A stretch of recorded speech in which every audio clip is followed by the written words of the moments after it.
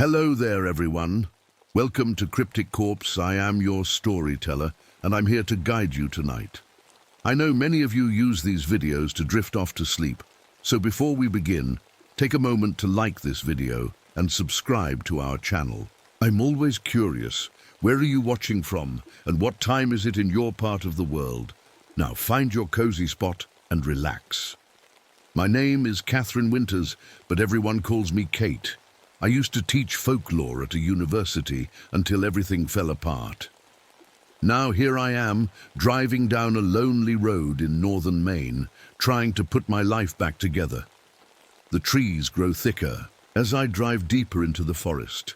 My GPS stopped working an hour ago, but the paper map shows I'm getting close to Thornfield. It's a small logging town that most people have never heard of. Perfect for my research. I need this. After my divorce and losing my job, this research grant is my last chance. Nobody believed my theory about old legends having real facts behind them. They laughed at me, called me crazy. Well, I'll show them. The town appears suddenly like it was hiding behind the trees. Small wooden buildings line the main street. A diner, a gas station, a general store. That's about it. I pull up to Murphy's Diner. The bell above the door jingles. As I walk in, everyone stops talking and stares at me. Great start. You must be the professor, says a woman behind the counter. She's maybe 60, with grey hair pulled back tight. Evelyn Porter, I own this place. Kate Winters, I say, trying to smile. How did you know? Not many strangers come to Thornfield. She pours me coffee without asking. You're here about the old stories? Yes, I'm studying local folklore. The shadow legends especially interest me. Evelyn's face changes.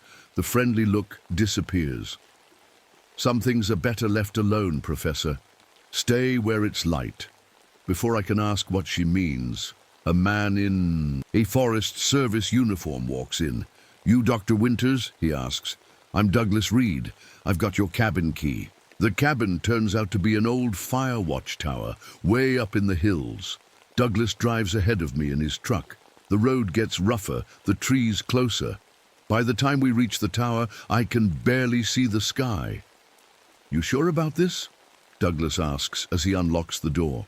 Last ranger left in a hurry, didn't even pack his stuff. The cabin is small, but has everything I need. A bed, a desk, a tiny kitchen. The windows look out over endless forest. I can't see any other buildings or roads. I'll be fine, I tell him. But Douglas doesn't look convinced. Here's my radio frequency if you need help, he says. And Professor, don't go walking in the woods after dark. When he leaves, the silence hits me. No cars, no people, nothing but wind in the trees. I start unpacking my equipment, cameras, voice recorders, notebooks, everything I need to document the truth. In a box under the bed, I find the previous ranger's things. His journal catches my eye. The last entry is just one line. The shadows are wrong here. I laugh at myself for feeling scared. I'm a scientist. I don't believe in ghost stories, but as the sun sets, I notice something odd. The shadows from the trees don't match where the sun is. They stretch in the wrong direction, like they're reaching for something. I set up my cameras and motion sensors around the cabin. If there's anything out there, I'll catch it on film. This is what I came for. Proof that there's truth behind the legends. That night I dream of tall, thin figures moving between the trees. When I wake up, all my motion sensors have been triggered. But when I check the footage, there's nothing. There, just shadows where shadows shouldn't be. I've been in Thornfield for a week now, and something is definitely wrong.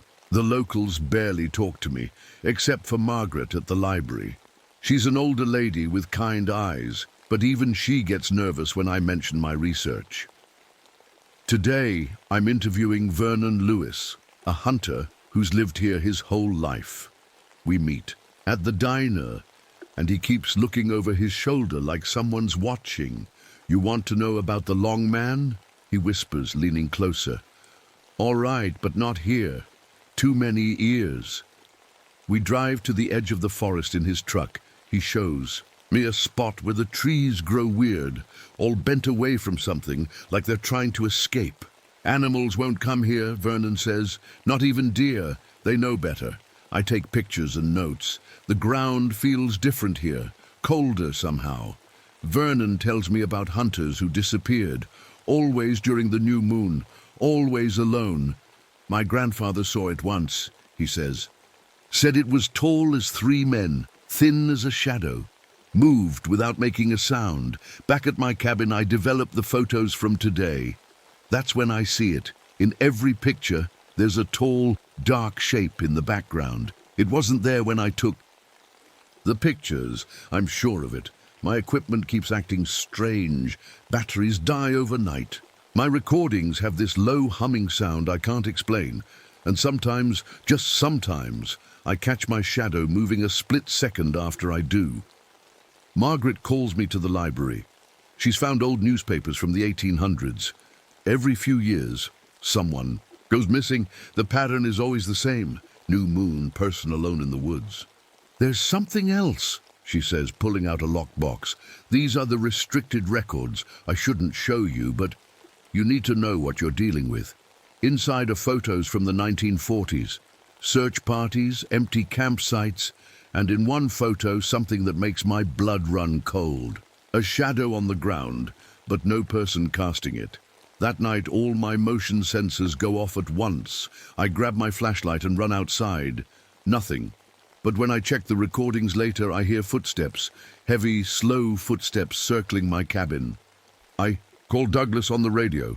He arrives within an hour, but he won't look me in the eye. You need to leave, he says. Some things aren't meant to be studied. What do you know? I ask. What happened to the last ranger? Douglas sighs. He started seeing things. Said his shadow was coming loose. We found his cabin empty. Only thing left was his shadow burned into the wall. I don't sleep that night. I keep the lights on and watch the windows. Around 3 a.m. I see movement outside. A tall figure, impossibly thin, standing at the edge of the forest. When I blink, it's gone. The next morning, Vernon is missing. His truck is found at our meeting spot, engine still running. His rifle lies in the dirt, and around it are fingerprints. But the fingers that made them must have been 2 feet long. I know I should leave, pack up, drive away, forget this place, but I can't. I need answers. Because this morning, when I looked in the mirror, my shadow was a second late following me, and it's getting slower. I can't trust my own shadow anymore. It moves when I'm not looking, stretches in ways that don't make sense, but I keep working. I have to understand what's happening here. Margaret calls me, her voice shaking. Kate, I found something. You need to come now. The library is empty, except for us. She leads me to the basement, to a door I've never noticed before. Inside are journals, maps, and drawings that make my skin crawl. The original settlers knew. She whispers. The native tribes warned them. They called them shadow stealers. The drawings show tall, thin figures with no faces. The journal entries describe shadows that move on their own, people disappearing during the new moon, just like Vernon. Why are you showing me this? I ask. Margaret looks at the floor. Because it's getting worse. Look. She rolls up her sleeve. Her shadow on the wall doesn't match her arm's position. I spend hours reading. The entities live in a place next to our world where only shadows exist. They can't fully cross over, except during certain times, new moons, eclipses. That's when they hunt. Back at my cabin, I find muddy footprints on my porch. They're huge, with toes too long to be human. My camera's caught nothing, but the recording has that humming sound again, louder now. Douglas visits unexpectedly. He looks terrible, like he hasn't slept in days. 3 more people are showing signs, he says. Their shadows are wrong. The town's keeping it quiet, but I thought you should know. Signs of what, I ask, but I already know. The sickness. First your shadow gets slow, then it starts moving on its own, then he stops. Then you disappear. That night, I set up every light I have. No shadows means no way for them to reach me, right? But at midnight, the power goes out. My backup generator won't start. In the darkness, I hear them, footsteps on the roof, scratching at the windows, that low humming that gets inside your head. I huddle in the corner with my flashlight. Its beam is getting weaker. In the edges of the light, I see shadows moving. Tall, thin shadows with no source. Morning can't come fast enough. When the sun finally rises, I find deep scratches on my door. My equipment is drained, every battery dead. I drive to town for supplies.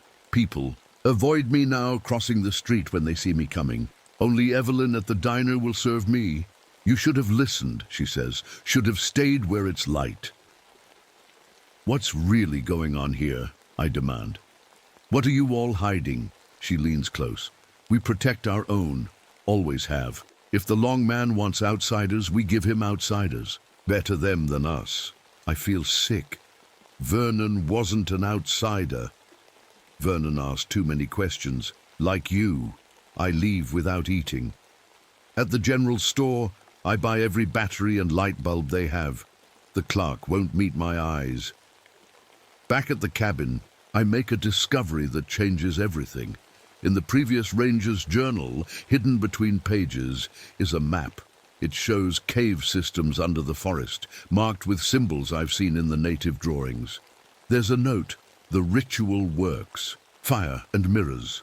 But the cost, the rest is smeared with something dark. I don't want to think about what it might be. As the sun sets, I prepare. Lights everywhere. Mirrors positioned to eliminate shadows. If these things need darkness, I won't give them any. But I forgot about the shadows inside me, the dark places in my mind where fear lives. Because now, when I look in the mirror, sometimes my reflection blinks when I don't, and sometimes it smiles. The next morning, I wake up on the floor. I don't remember falling asleep. My mirrors are cracked, my lights burned out, and there are footprints in the cabin, my footprints leading to places I didn't go.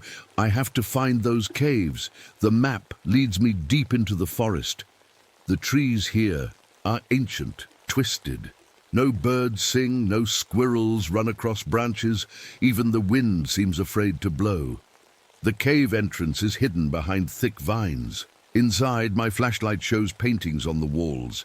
Stick figures running from tall shadows, ceremonies around fires, and everywhere the same symbol, a circle with lines crossing through it.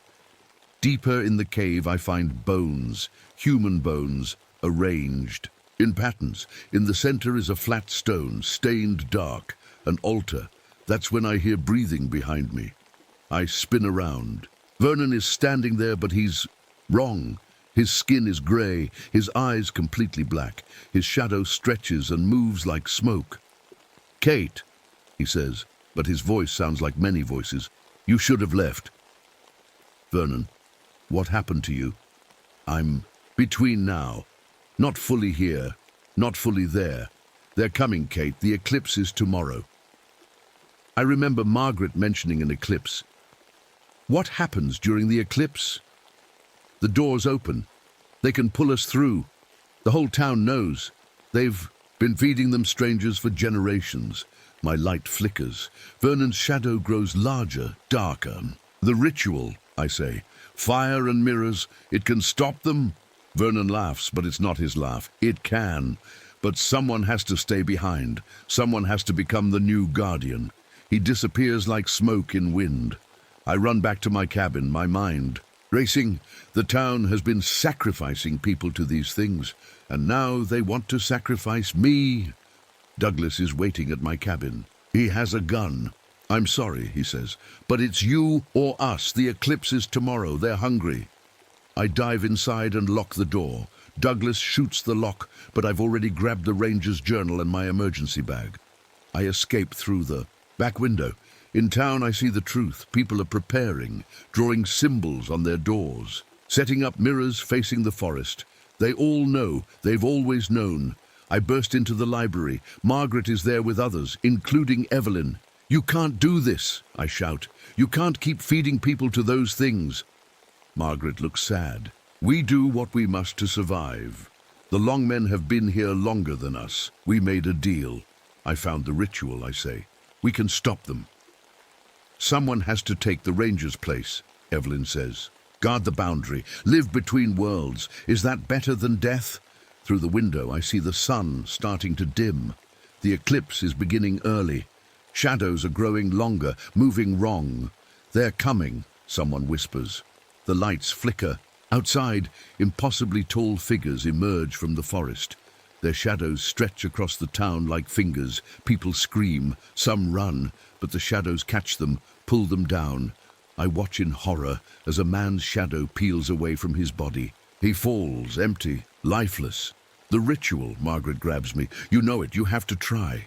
We run to the cave. The eclipse is almost total now. The shadow beings are everywhere, hunting. I see Douglas being dragged into darkness, his screams cutting off suddenly. In the cave, I arrange mirrors in the symbol from the paintings. I light fires at the points. The shadows recoil from the light, but one gets through. It looms over me, taller than the cave ceiling. Its face is nothing but darkness. Choose, it says in a voice like grinding stones. Join us or guard the boundary.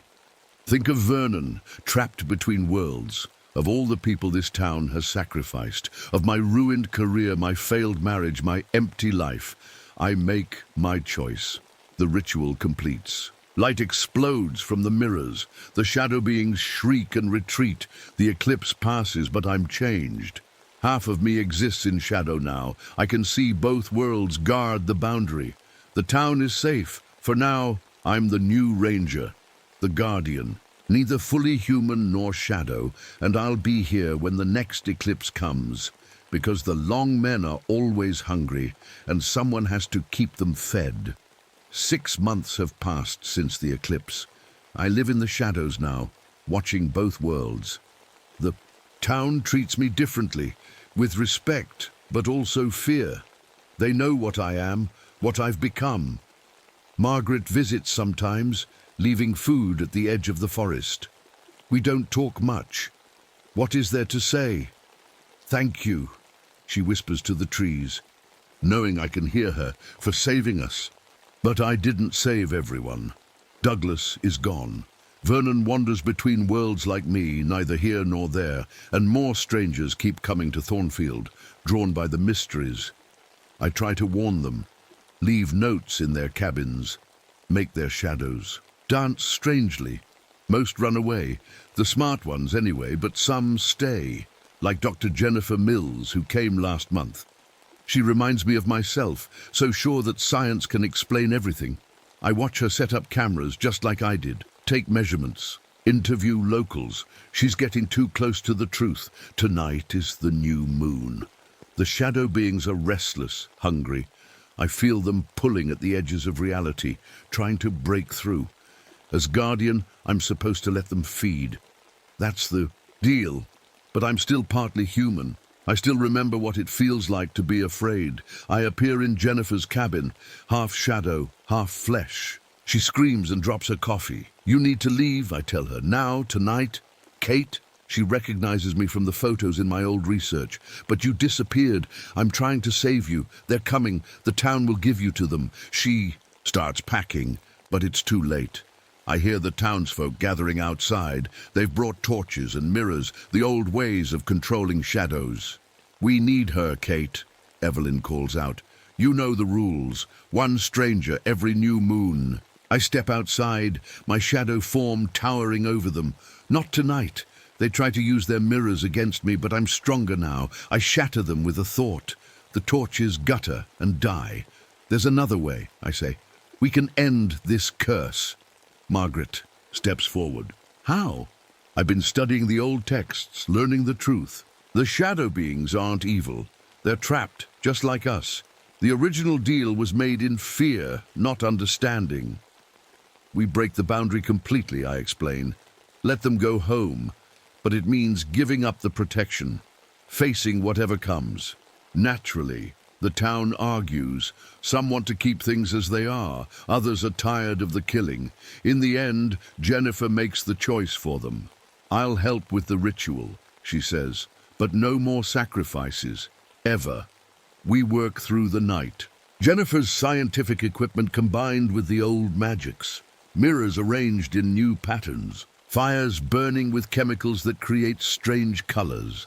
As the ritual completes, I feel the boundary weakening. The shadow beings gather, watching. Go home, I tell them. Be free. They hesitate. Their leader, the long man himself, approaches. Me. What about you? He asks. You're part of both worlds now. I look at my hands. One solid, one shadow. I'll find my own way. The boundary shatters like glass. The shadow beings flow away like water, returning to their realm. As they leave, I feel myself becoming more solid, more human, but not completely. I'll always be changed. The town is vulnerable now, but free. No more sacrifices, no more deals. With darkness, Jennifer stays to study what happened. We work together, documenting everything. Maybe now people will believe that legends can be real, and that understanding is better than fear. Sometimes, when the moon is new, I still feel the pull of the shadow world. I see things others can't, but I use this gift to help, not hurt. I'm still the guardian, but now I guard against fear itself, and in Thornfield the shadows are just shadows again, most of the time. My name is Herbert Lancaster, but everyone just calls me Herb. I'm 52 years old, and after 30 years as a game warden, I thought I'd seen everything the woods could throw at a man. I was wrong. Last March, I moved into my uncle's old cabin on Lake Whisper in Michigan's Upper Peninsula. Uncle Frank left it to me when he disappeared 7 years ago. Nobody ever found him, and after the courts declared him dead, the place became mine. The cabin sits on the north shore of the lake, and you can only get there by boat or this old logging road that's more pothole than road. When I finally drove up that first day, the place looked exactly like I remembered from childhood visits. A sturdy log cabin with a stone chimney and a boathouse that leaned a bit to the left. I parked my truck, grabbed my cane. I lost my left leg below the knee in the war and walked up the creaky porch steps. The key was right where the lawyer said it would be, under a fake rock by the door. Inside, everything was covered in dust, but otherwise neat and tidy. You'd think someone had just stepped out for groceries instead of vanishing 7 years ago. The main room had a big stone fireplace, some old furniture and bookshelves full of my uncle's things. That's where I found his journals.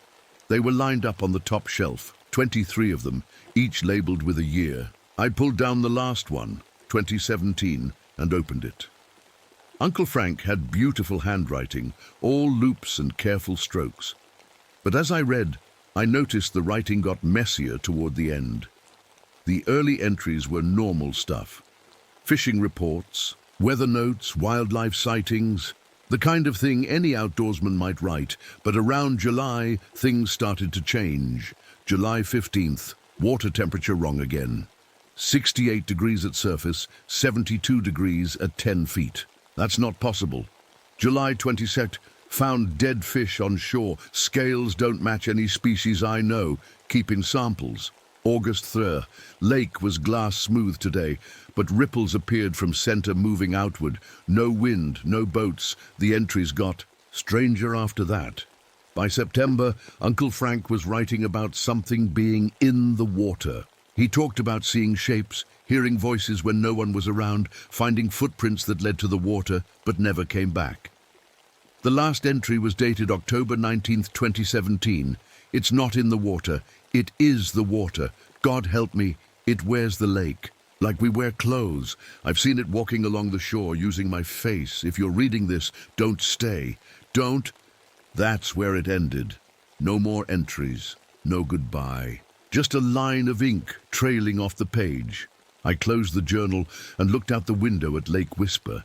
It was beautiful, all blue and peaceful in the afternoon sun. Hard to believe anything sinister could be hiding in those waters. But then I noticed something. The dust on the windowsill was moving, not blown by wind, but shifting like it was being pulled toward the lake. I blinked, and it stopped. Old cabin, I muttered to myself. Drafts everywhere. I spent the rest of the day cleaning and unpacking, found Uncle Frank's fishing gear in the boathouse, rods all lined up, tackle boxes organized like he'd be back any minute. His wooden boat was still there too, a beauty from the 1950s that looked freshly varnished. That night, I sat on the porch with a beer, watching the sun set over the lake. The water turned orange, then red, then purple. Not a ripple disturbed the surface. It was so quiet I could hear my own heartbeat, and then I heard something else. A splash, far out on the lake. I grabbed my binoculars and scanned the water, but saw nothing. No fish jumping, no birds diving. Just that perfect, mirror-like surface. I went to bed early, tired from the drive and the cleaning. But I couldn't stop thinking about Uncle Frank's journals, about what he'd written, about that unfinished last entry. Sometime after midnight, I woke to the sound of water dripping, tap, tap, tap, like a leaky faucet. I got up to check, but all the taps were dry. The sound was coming from outside. I stepped onto the porch. The moon was full, making the lake glow silver. And there, right at the edge of the water, I saw wet footprints. They led from the lake to my porch steps, then back again. But here's the thing that made my blood run cold. The footprints leading to the cabin were normal. The ones going back were backward, like someone had walked into the lake facing the wrong way. I stood there for a long time, my prosthetic leg aching in the cool night air, wondering what the hell I'd inherited along with this cabin. The next morning, I convinced myself I'd imagined those wet footprints. Too much beer, too many of Uncle Frank's crazy journals before bed. That's what I told myself as I made coffee and watched the lake through the kitchen window. Around 9, someone knocked on my door. It was my neighbor from the East Shore, Gordon Miller. He was a thin man in his 60s with wire-rimmed glasses and hands that shook a little. "You're Frank's nephew," he said, not really asking. "Heard you'd moved in. Thought I'd come say hello." I invited him in for coffee. We sat at the kitchen table, and Gordon stared out at the lake for a long time before speaking. "Your uncle and I used to fish together," he said. Before he disappeared," Gordon nodded. "Listen, Herb, there are things about this lake you should know, things the locals don't talk about." I waited, watching him fidget with his coffee mug. "People drown here," he said finally, "more than they should. About 1 every 7 to 10 years, been happening since the 1870s. "Lakes are dangerous," I said. "People get careless." "Not like this." Gordon leaned forward. "The bodies always have these cuts, like someone took a scalpel to them, and they're always found in the same spot, right in the center of the lake. I thought about Uncle Frank's journals, about what he'd written. "You should talk to Thomas Redfeather," Gordon said. "He knows the old stories." After Gordon left, I decided to explore the area. I took my boat out, Uncle Frank's beautiful wooden boat, and motored around the lake. It was bigger than I remembered, maybe 2 miles across. The water was so clear I could see the bottom near shore, but in the center it turned dark blue, almost black. On the west shore, I met Lillian Howard. She was setting up camera equipment on a small dock, her gray hair tied back in a ponytail. "Wildlife photographer," she explained. "Been documenting the lake for 5 years. You must be Frank's nephew. News traveled fast around here. Have you noticed anything unusual about the lake?" I asked. She gave me a sharp look. "Like what?" "I don't know. Strange movements in the water, weird temperature changes." Lillian was quiet for a moment. Then she pulled out her camera and showed me some photos on the display screen. "I took these last month," she said. "The pictures showed the lake at sunset. Beautiful shots, except in 3 of them, there were shapes under the water. Long, pale. Shapes that almost looked like faces. Probably just reflections," she said quickly. "Trick of the light." But her hands were shaking as she put the camera away. I continued around to the south shore, where the Blackwood Forest Hunting Lodge sat. On a small hill. Russell Parker, the owner, was on the dock cleaning fish. He was a big man with a beard and suspicious eyes. "You're Frank's nephew," he said. Another statement, not a question. Word gets around, Russell grunted. "Your uncle was asking questions too, right before he vanished." "What kind of questions?" "Same ones you're asking." He threw fish guts into the water. "Take my advice. Keep your head down, enjoy your retirement, and don't go swimming." That afternoon, I drove into town to buy groceries. Pinewood Junction was tiny. One main street, a general store, a diner, and not much else. At the store, I asked the clerk about fishing licenses. "For Lake Whisper?" she asked, her smile fading. "Nobody fishes there anymore." "Why not?" "Bad water," she said, and wouldn't explain further. I found Thomas Redfeather at the diner. He was an old man with deep lines in his face and eyes that seemed to look right through you. When I introduced myself, he nodded like he'd been expecting me. "Your uncle came to see me too," he said. "Wanted to know about the lake." "What did you tell him?" Thomas sipped his coffee slowly. "My people have a name for what lives in Lake Whisper. We call it the Skinned One. It wears the water like you wear that shirt." "That's just a legend," I said. "Legends don't leave footprints on your porch." I stared at him. How did he know about that? "The Skinned One sleeps for years," Thomas continued. "Then it wakes up hungry for new shapes, new experiences. It takes what it wants." "Takes what?" "Everything. Your body, your memories, your soul, and then it wears them like trying on new clothes." I drove back to the cabin with my head full of stories and warnings. The sun was setting when I got home, painting the lake in those same orange and red colors. I sat on the porch again, watching the water.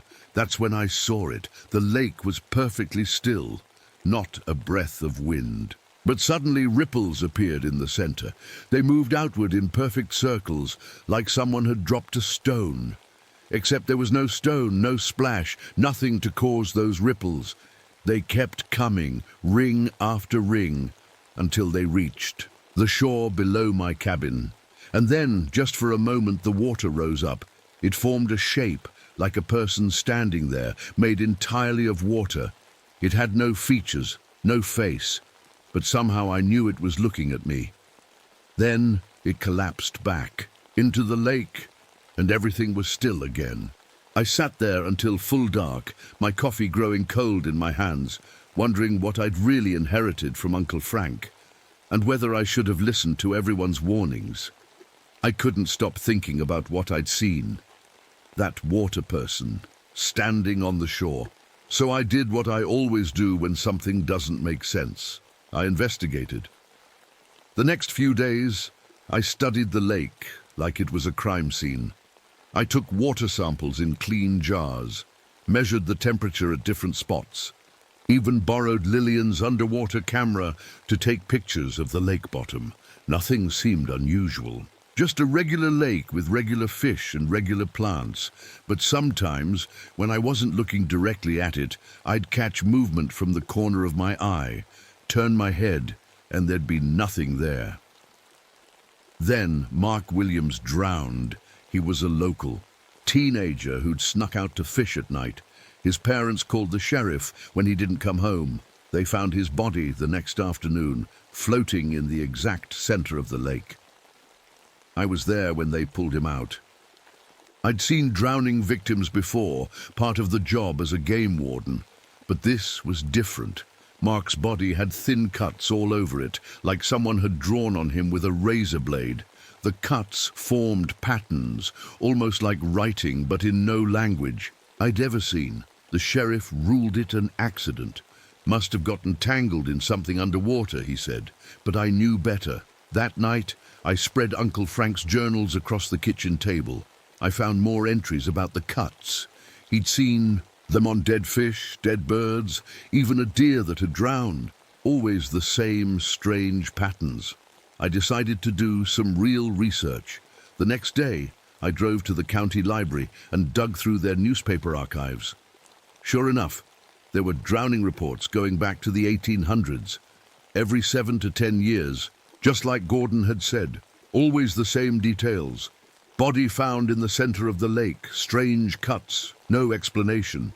The oldest article was from 1872.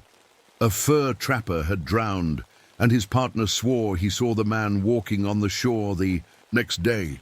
But his eyes were wrong, the partner had said, like looking into deep water. I made copies of everything and drove back to the cabin. On the way, I stopped at Gordon's house. He answered the door looking pale and scared. "Did you hear about the Williams boy?" he asked. I nodded. "Gordon, I need to know everything you know about this lake." He let me in, reluctantly. His house was neat but felt empty, like he didn't really live there. We sat in his living room, and he pulled out a box of old photographs. "These belonged to my grandfather," he said. "He was obsessed with documenting the drownings." The photos were old and yellow, but clear enough. They showed bodies being pulled from the lake, people gathered on the shore, newspaper clippings. In several photos, I noticed something odd. Puddles of water that seemed to be moving uphill, away from the lake. "Your uncle found something," Gordon said quietly. "The week before he disappeared. He was excited, said he finally understood what was happening, but he wouldn't tell me what. Did he say anything else?" "Just that it wasn't about the water being haunted. It was about the water being alive." I left Gordon's house with more questions than answers. Back at the cabin, I noticed my dog, a German shepherd named Scout, acting strange. He wouldn't go near the lake anymore, just sat on the porch, whining and staring at the water. That evening, Russell Parker from the hunting lodge called me. "Herb, you need to see something," he said. "Come to the lodge. Now." I drove over just as the sun was setting. Russell met me at the door, his face grim. "My guests saw something today," he said, "while they were hunting." He led me to the lodge's main room, where 3 men sat looking shaken. They'd been hunting deer in the woods near the lake when they saw themselves walking along the shoreline. "It was us," one man insisted. "Same clothes, same faces. But we were up in the woods, not down by the water." "They walked right into the lake," another added. "Didn't even stop, just kept walking until the water covered them." I questioned them for an hour, but their story didn't change. 3 experienced hunters, not the type to make things up or panic easily, had seen their own doubles walk into Lake Whisper. When I got back to the cabin, Scout was gone. I called and searched, but found nothing. The next morning, I found him, floating in the shallow water near my dock, dead. The vet in town did an autopsy. "Drowned," she said, "but the water in his lungs, it's full of something I've never seen before, some kind of parasite, but not like any I know." She showed me under a microscope. The water was full of tiny, thread-like things that moved with purpose, not randomly like normal microorganisms. They almost seemed to form patterns as they swam. That night it rained hard. I sat at the kitchen table, going through Uncle Frank's last journal again, looking for clues I might have missed. The rain drummed on the roof, and thunder rolled across the lake.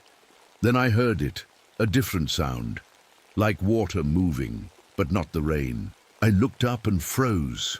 Water was coming under the front door, but it wasn't flowing like normal water. It was moving uphill, defying gravity, creeping across my floor in thin tendrils. The tendrils reached toward me, like fingers stretching across the wooden boards. I jumped up, grabbed a mop, and tried to push the water back, but it kept coming, more and more of it, forming a puddle that started to rise up, taking shape. Lightning flashed, and in that split second of bright light, I saw a face in the water. My uncle's face, mouth open in a silent scream. Then the power went out, plunging everything into darkness. I spent that night in the truck with my flashlight, too scared to stay in the cabin. When the sun finally came up, I went back inside. The floor was dry, no sign of water anywhere, like it had never happened, but I knew what I'd seen. Things got worse after that. The lake level started dropping, even though it kept raining. Each morning the water was lower than before. Fish started washing up on shore, dead, with those same strange cuts on their bodies. Lillian called me one afternoon, her voice shaking. "Herb, I took pictures of the lake this morning. You need to see this." I drove to her place. She showed me the photos on her computer. The first few looked normal, just the lake at sunrise, but then, "Look at this one," she said. The photo showed the lake's surface, but instead of reflecting the sky, it reflected something else. A room, an old room with furniture covered in sheets. And standing in that room was Uncle Frank, staring up at us through the water. "That's impossible," I said. "There's more." She clicked to the next photo. This one showed multiple reflections, different rooms, different people. Some I recognized as folks who'd drowned in the lake over the years, all of them looking up, through the water with empty eyes. That evening, Gordon disappeared. His boat was found drifting in the middle of the lake, empty. But here's the strange part. The boat was standing straight up in the water, like someone had placed it there, carefully. Not floating normally, but standing on its end. I called Sheriff Thompson. He brought divers, but they found nothing. No body, no signs of struggle. Just like Uncle Frank. I went to see Thomas Redfeather again. This time, he was waiting for me, on his porch. "It's waking up," he said before I could speak. "The skinned one. It's been sleeping for 7 years, and now it's hungry." "How do we stop it?" Thomas shook his head. "You don't stop it. You can only contain it, send it back to sleep." "How?" "There's a ritual, old magic from my people, but it requires sacrifice. Someone already touched by the creature. I thought about the water in my cabin, the face I'd seen. I've been touched. Not enough. Not yet." Thomas stood up. "Come, I'll show you something." He led me into the woods behind his house. After about a mile of walking, we reached a small cave hidden behind thick brush. Inside, the walls were covered with ancient paintings. They showed a creature made of water, taking the shapes of animals and people. "The skinned one has been here longer than us," Thomas explained. "It's not evil, not really. It's just hungry. Hungry for experience. It takes bodies, memories, lives, wears them like clothes until it gets bored. And then it sleeps again, unless it escapes the lake." The next day, more bad news. Dr. Sarah Chen, the local biologist who'd been analyzing water samples, was in the hospital. Her skin had turned translucent, like you could see right through it, and it was rippling, like water. "I don't understand what's happening," Dr. Martinez told me at the hospital. "Her body is changing at the cellular level. It's like her skin is becoming liquid." I watched Sarah through the window of her room. She was conscious but couldn't speak. Her eyes followed me, and I saw fear in them, real, deep fear. That night, the lake did something I'd never seen before. The water rose up in columns all around the shoreline, dozens of them like transparent pillars reaching toward the sky. They held their shape for several minutes before collapsing back into the lake. Russell Parker called me, panic in his voice. "My guests are seeing things, people walking out of their rooms and down to the lake. But when they check, everyone's still in bed." I drove to the lodge. The guests were huddled in the main room, terrified. They described seeing perfect copies of themselves walking around outside. One woman swore she saw herself standing at the window, looking in. "What's happening?" Russell asked. "Something's waking up in the lake," I said, "something that wants out." Back at the cabin, I found a note that hadn't been there before. It was in Uncle Frank's handwriting. "Herb, if you're reading this, I'm already part of it. The creature doesn't just take bodies, it takes souls, memories, everything that makes us who we are. It keeps us alive in some way, trapped in the water.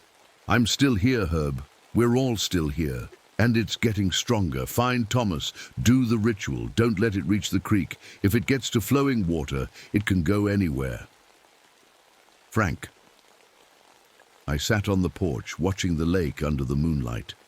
The water was moving in ways water shouldn't. Move, flowing uphill, forming shapes, creating whirlpools that spun in both directions at once. Then I saw them, figures walking on the water, dozens of them. I recognized some, Mark Williams, Gordon Miller, people from those old newspaper articles. And leading them was Uncle Frank. They walked across the lake toward my cabin. As they got closer, I saw their faces clearly, empty eyes, mouths moving without sound. And their skin, it wasn't skin anymore. It was water, held in the shape of skin. I backed into the cabin and locked the door, knowing it wouldn't matter. Water doesn't care about locks. Outside, I heard them climbing onto the porch. Wet footsteps, dripping. And then Uncle Frank's voice, distorted like he was speaking from underwater. "Herb, let us in. It wants to meet you. It wants to wear you." The door handle turned, and water began seeping through the cracks. I grabbed Uncle Frank's journal and ran out the back door. Behind me, I heard the front door burst open and water rushing across the floor. In the moonlight, I could see those water people searching the cabin, looking for me. I made it to my truck and drove straight to Thomas Redfeather's house. He was already dressed and waiting, like he knew I'd come. "It's happening," I said. "The water people came for me." Thomas nodded. "The creature is fully awake now. We don't have much time." "What do we do?" "The ritual must be performed at the center of the lake, where all the bodies were found. That's where its true form lives." "What true form?" Thomas looked grim. "Every person it's taken over the years. Their bodies are down there, fused together. That's its real body now. A thing made of all the people it's absorbed." My stomach turned. "And the ritual?" "Someone touched by the creature must go down there. Bind it with these." He held up a pouch of herbs and stones with strange markings. "But whoever does it stays down there, becomes part of the binding." "I'll do it," I said. "You can't. You haven't been fully touched yet." Thomas took a deep breath. "It has to be me. I drank from the lake 30 years ago before I knew what it was. I've been fighting its influence ever since." We loaded his boat with supplies and pushed off from shore just before dawn. The lake was rough, even though there was no wind. Waves came from all directions, trying to push us back. At the center of the lake, Thomas stopped the boat. "The water here was black as oil and impossibly deep. Listen carefully," he said. "After I go down, you must spread these herbs on the water and speak the words I taught you. Then get to shore as fast as you can. The binding will hold for another 7 to 10 years, maybe longer. Thomas, there has to be another way." He smiled sadly.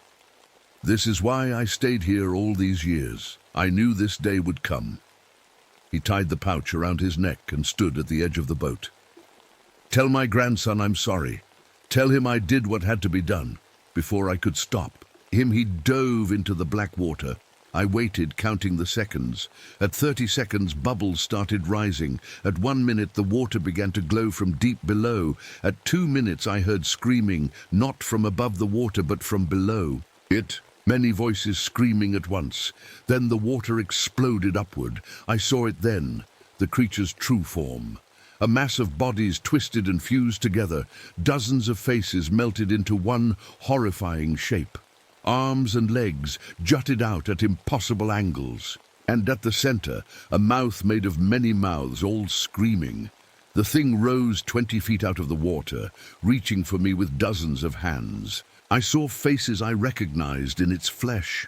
Mark, Gordon, Uncle Frank, all of them screaming silently, their eyes begging for release.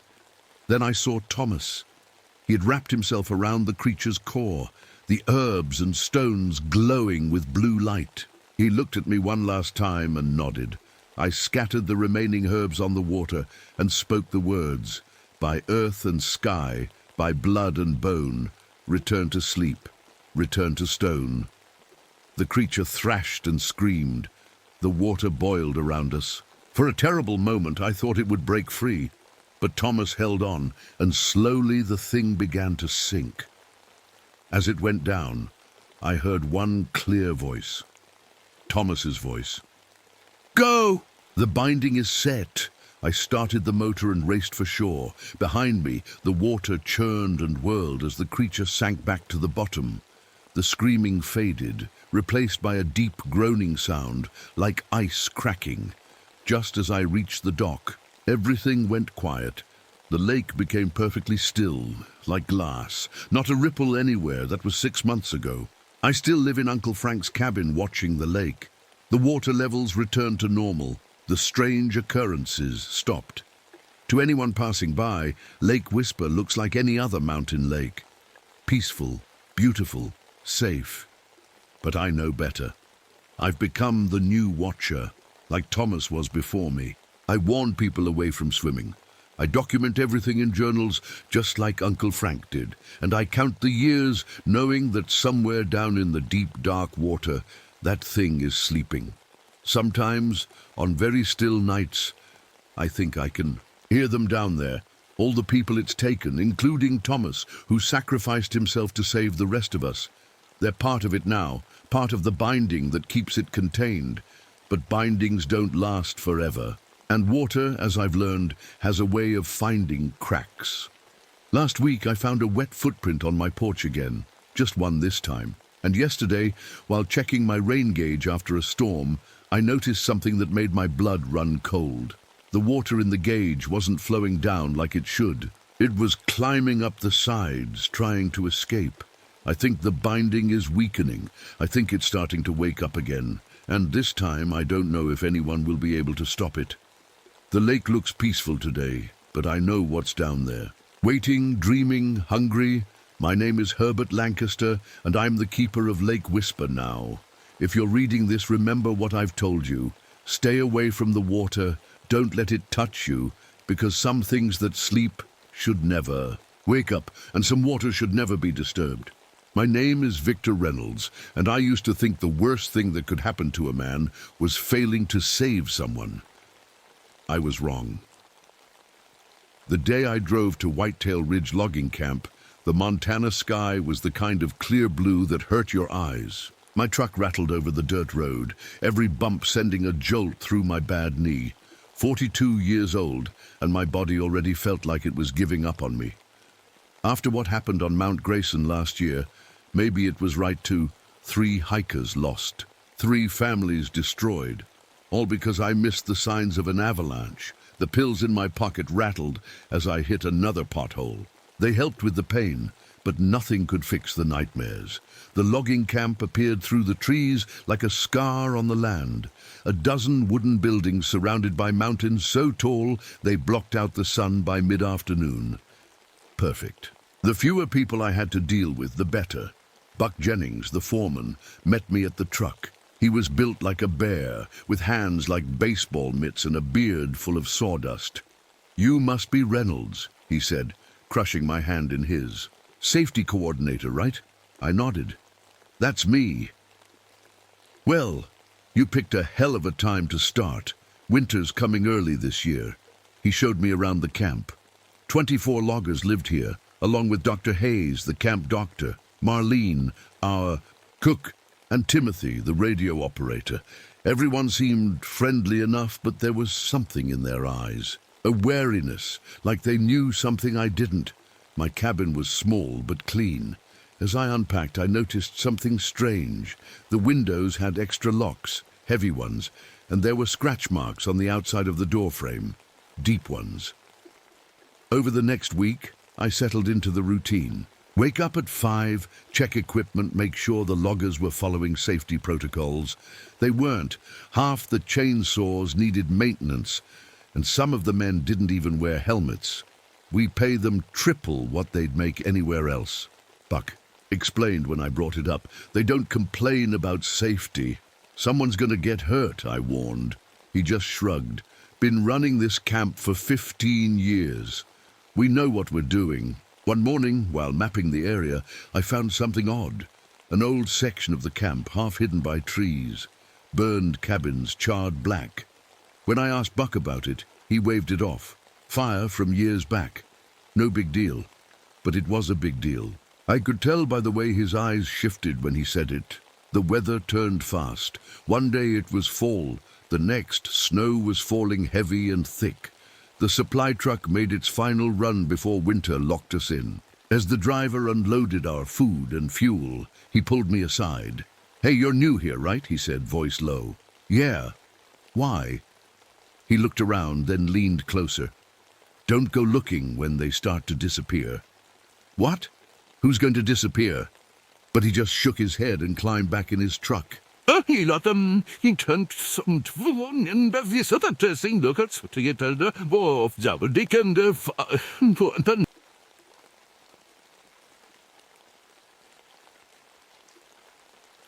little killed it what who were Christmas or doors on our home and says and fump Us.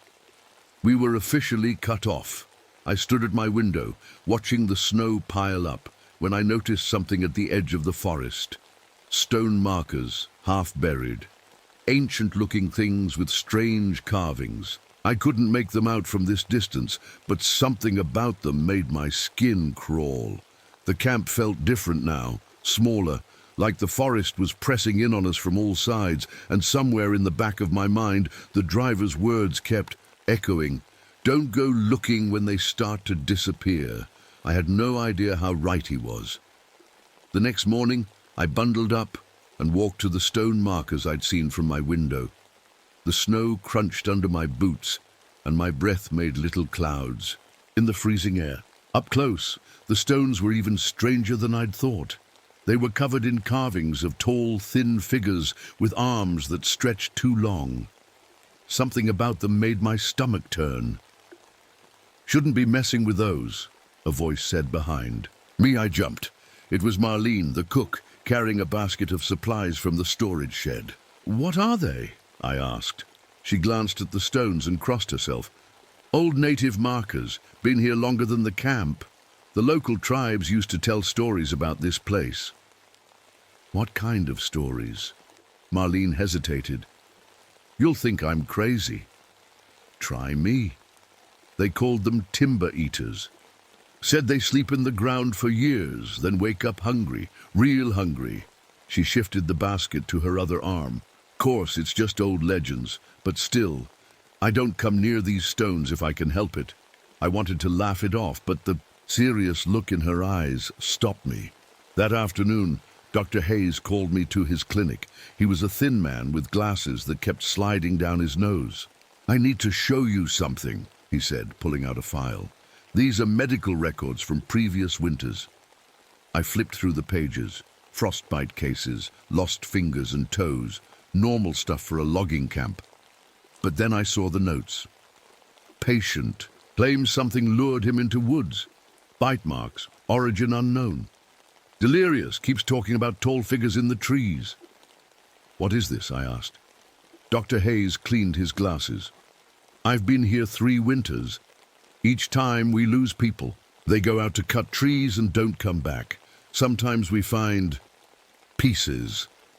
A chill ran down my spine that had nothing to do with the cold. Why hasn't anyone reported this? To who? We're cut off for months. By spring, the evidence is gone. "The company pays well to keep quiet." He looked at me over his glasses. "I'm telling you because you're safety coordinator. You need to know what we're dealing with." That night the wind howled around my cabin like something alive. I couldn't sleep. Every creak of wood sounded like footsteps. Every shadow looked like those long-armed figures from the stones. Around midnight, I heard voices outside. I peered through the frosted window and saw 2 loggers, Mason and Eddie, heading toward the northeast section with their gear. I threw on my coat and ran after them. "Hey, where are you going?" Mason turned. "Boss wants us to check some trees. Big order came in before the storm." "At night? In this weather?" Eddie shrugged. "Overtime pay." Something felt wrong. "At least take a radio." "We'll be fine," Mason said. Back by morning, I watched them disappear into the darkness between the trees. The forest seemed to swallow them whole. They never came back. By noon the next day, we organized a search party. 5 of us went out. Me, Buck, and 3 loggers. The snow had covered any tracks, but we headed northeast anyway. 2 hours in, we found it. A single boot, standing upright in the snow. Inside was Eddie's foot, cut clean at the ankle. The blood trail led toward a dark cave entrance I'd never noticed before. Jesus Christ, one of the loggers whispered. Buck's face was stone. We need to go in there. I wanted to say no. Every instinct screamed at me to run. But I thought of those 3 hikers on Mount Grayson. I couldn't fail again. All right, I said, but we stick together. Nobody wanders off. As we approached the cave, I noticed something that made my blood run cold. Around the entrance, arranged in perfect circles, were dozens of human jawbones. The legends weren't just stories. Something was hunting us, and we were walking right into its home. The cave smelled like death and wet stone. Our flashlights cut through the darkness, making shadows dance on the walls.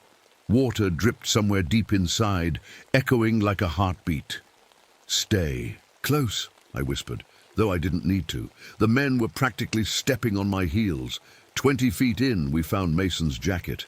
It was shredded, like something with claws had torn through it. No blood, though. That was almost worse. The tunnel opened into a larger chamber. I swept my flashlight across the walls and froze. Every inch was covered in drawings, not like normal. Now, cave paintings. These were carved deep into the rock. They showed tall, skeletal figures with antlers, their mouths open wide, surrounded by smaller human shapes. In every scene, the humans were being eaten. What the hell is this place? One of the loggers muttered. I was about to answer when I heard it. A sound like branches snapping but rhythmic, like footsteps coming from deeper in the cave. We need to leave, I said. Now! We backed out fast, but not fast enough. As we reached the entrance, something moved in the trees. It was tall, impossibly tall, and thin like a dead tree. For a second, I thought it was a tree. Then it turned its head. I've never run so fast in my life. Back at camp, I tried to tell Buck what we'd seen. He listened, then took the photos I'd snapped of the cave drawings. I'll handle this, he said. Handle it? We need to call for help. With what? Radio's down until the storm passes. He locked the photos in his desk. Don't spread panic. That's an order. That night, I couldn't sleep. Around 3 a.m., I heard something outside. I looked out my window and nearly screamed. The entire camp was surrounded by structures made of branches, woven together like giant nests. They hadn't been there when I went to bed. In the moonlight, I could see they were covered in fresh snow. But there were no footprints leading to them. I ran to wake the others. By the time we gathered outside, the structures were gone, not knocked down, gone, like they'd never existed. You're seeing things, Buck said, but I noticed he wouldn't look me in the eye. Timothy, our radio operator, pulled me aside after the others left. Come to the radio room, he whispered. I found something. In his cramped office, he showed me old transmission logs. Look at the dates, he said. Every 7 to 9 years, same thing. Loggers disappear, weird sightings. Then nothing until the next cycle. I felt sick. We're in a cycle now, aren't we? He nodded. Started 2 weeks ago. Over the next 3 days, 3 more men vanished. We found their jawbones arranged in a triangle near the tree line. Dr. Hayes examined them and found something that made him go pale. The saliva on these bones, he said. It's not human. It's not anything I've ever seen. And it's still active. Look. He dropped some on a piece of raw meat. The meat turned black and started dissolving. That evening, the temperature dropped to -40. The generator started failing. When we opened it up, we found bones jammed into the machinery. Fresh bones. The radio picked up something that night. Voices of the missing men calling for help, but something was wrong with the voices. They sounded hollow, like they were coming from the bottom of a well. Don't answer, Marlene warned, when some of the men wanted to respond. In the old stories, that's how it tricks you. It learns your voice, uses it to lure others. During dinner, Buck finally told us the truth. The company knows, he admitted. They've always known. Every few years this happens. They pay us triple because not everyone makes it out. You knew? I stood up, fists clenched. You knew and you let us come here? Equipment's too expensive to move, he said. Cheaper to replace workers. That's when the lights went out. In the darkness, we heard it. A sound like wind through dead trees, but underneath something almost like words, almost like our names. The Wendigo was coming for us. And now, trapped in the dark with nowhere to run, we were exactly where it wanted us. The emergency lights flickered on, casting a sickly yellow glow across the mess hall. Through the windows, I saw something move in the trees, a shape too tall and thin to be human. Everyone to the main lodge, I ordered. Now! We barricaded ourselves inside, 23 of us, scared and angry. The lodge was our strongest building, with thick log walls and reinforced doors. But listening to the wind howl outside, I wondered if it was strong enough. That's when I heard it, my daughter's voice coming from the forest. Daddy, Daddy, help me! I grabbed the door handle before my brain caught up. My daughter was in California. She couldn't be here. But God, it sounded exactly like her. Don't! Marlene yanked me back. It's not real. That's how it gets you. Others heard voices too. There, wives, children, parents, all calling from the dark. The Wendigo was learning, using our memories against us. Dr. Hayes approached me, his hands shaking. I need to show you something. He rolled up his sleeve. Under his skin, dark lines branched, out like veins, but woodier. It's spreading. I can feel it changing me from the inside. What is it? I think it's how it reproduces. It doesn't just eat us. It transforms us. The next morning, 5 loggers decided to make a run for it. They had snowmobiles and supplies. Buck tried to stop them, but they wouldn't listen. We'll send help, they promised. 3 hours later, I found the snowmobiles 2 miles from camp. They were untouched, still running. The men's bodies lay nearby, hollowed out like empty shells. Inside their chest cavities, where organs should have been, were pine needles and twisted branches. When I got back, Dr. Hayes was dead. He'd hanged himself in his office, leaving a note, better to die human than become one of them. That night, Buck showed his true colors. He grabbed Timothy and dragged him outside. The old stories say it takes a sacrifice, Buck shouted. One of us willingly given, and it'll leave the rest alone. I tackled Buck before he could throw Timothy to whatever waited in the darkness. We fought in the snow until Buck suddenly stopped, his eyes wide with terror. He was looking over my shoulder. I turned. The Wendigo stood at the edge of the light, and now I could see it clearly. It was like a man stretched to impossible proportions, its skin like birch bark, antlers growing from its skull. Its mouth opened wider than any human jaw could, revealing rows of needle-sharp teeth. Buck scrambled backward. The thing moved faster than my eyes could follow. One moment Buck was there, the next he was gone, dragged screaming into the forest. Inside the lodge, Timothy confessed everything. I'm not who you think I am, he said. I was here in 71. I was the only survivor. It changed me, left me here to watch, to wait for the next cycle. I stared at him. He looked normal, but now I noticed. His skin had a strange texture, like old wood painted to look human. How do we stop it? I demanded. The natives knew. Fire, but not regular fire. Ritual fire, built with wood from a lightning-struck tree and bones of its victims. We had to try. While the others kept watch, I searched the camp. In an old storage shed, I found what we needed. Wood marked with burn patterns that could only come from lightning, and a box of bones I didn't want to think about. As we built the fire, the Wendigo attacked. It created a whiteout, snow so thick we couldn't see our hands. People screamed, some ran. When the snow cleared, only 6 of us remained, but the fire was lit. The Wendigo emerged from the forest, drawn to the flames. It was bigger now, gorged on our friends. As it approached, I threw the mixture Timothy had prepared, herbs and minerals from the old native recipes. The creature screamed, a sound like breaking trees and dying animals. It lunged for me, but the fire flared up, forming a barrier. For hours we fed the flames, keeping it trapped while it thrashed and howled. At dawn it finally collapsed, its body crumbling like dead wood. Spring came 3 weeks later. Rescue teams found us, 5 survivors out of 28. They didn't believe our story, of course. Animal attacks, they said. Mass hysteria from isolation. But I knew the truth. And as I packed to leave, I felt an itch under my fingernails. When I looked, I saw thin wooden splinters growing where my nails should be. The cycle wasn't broken. It was just beginning again.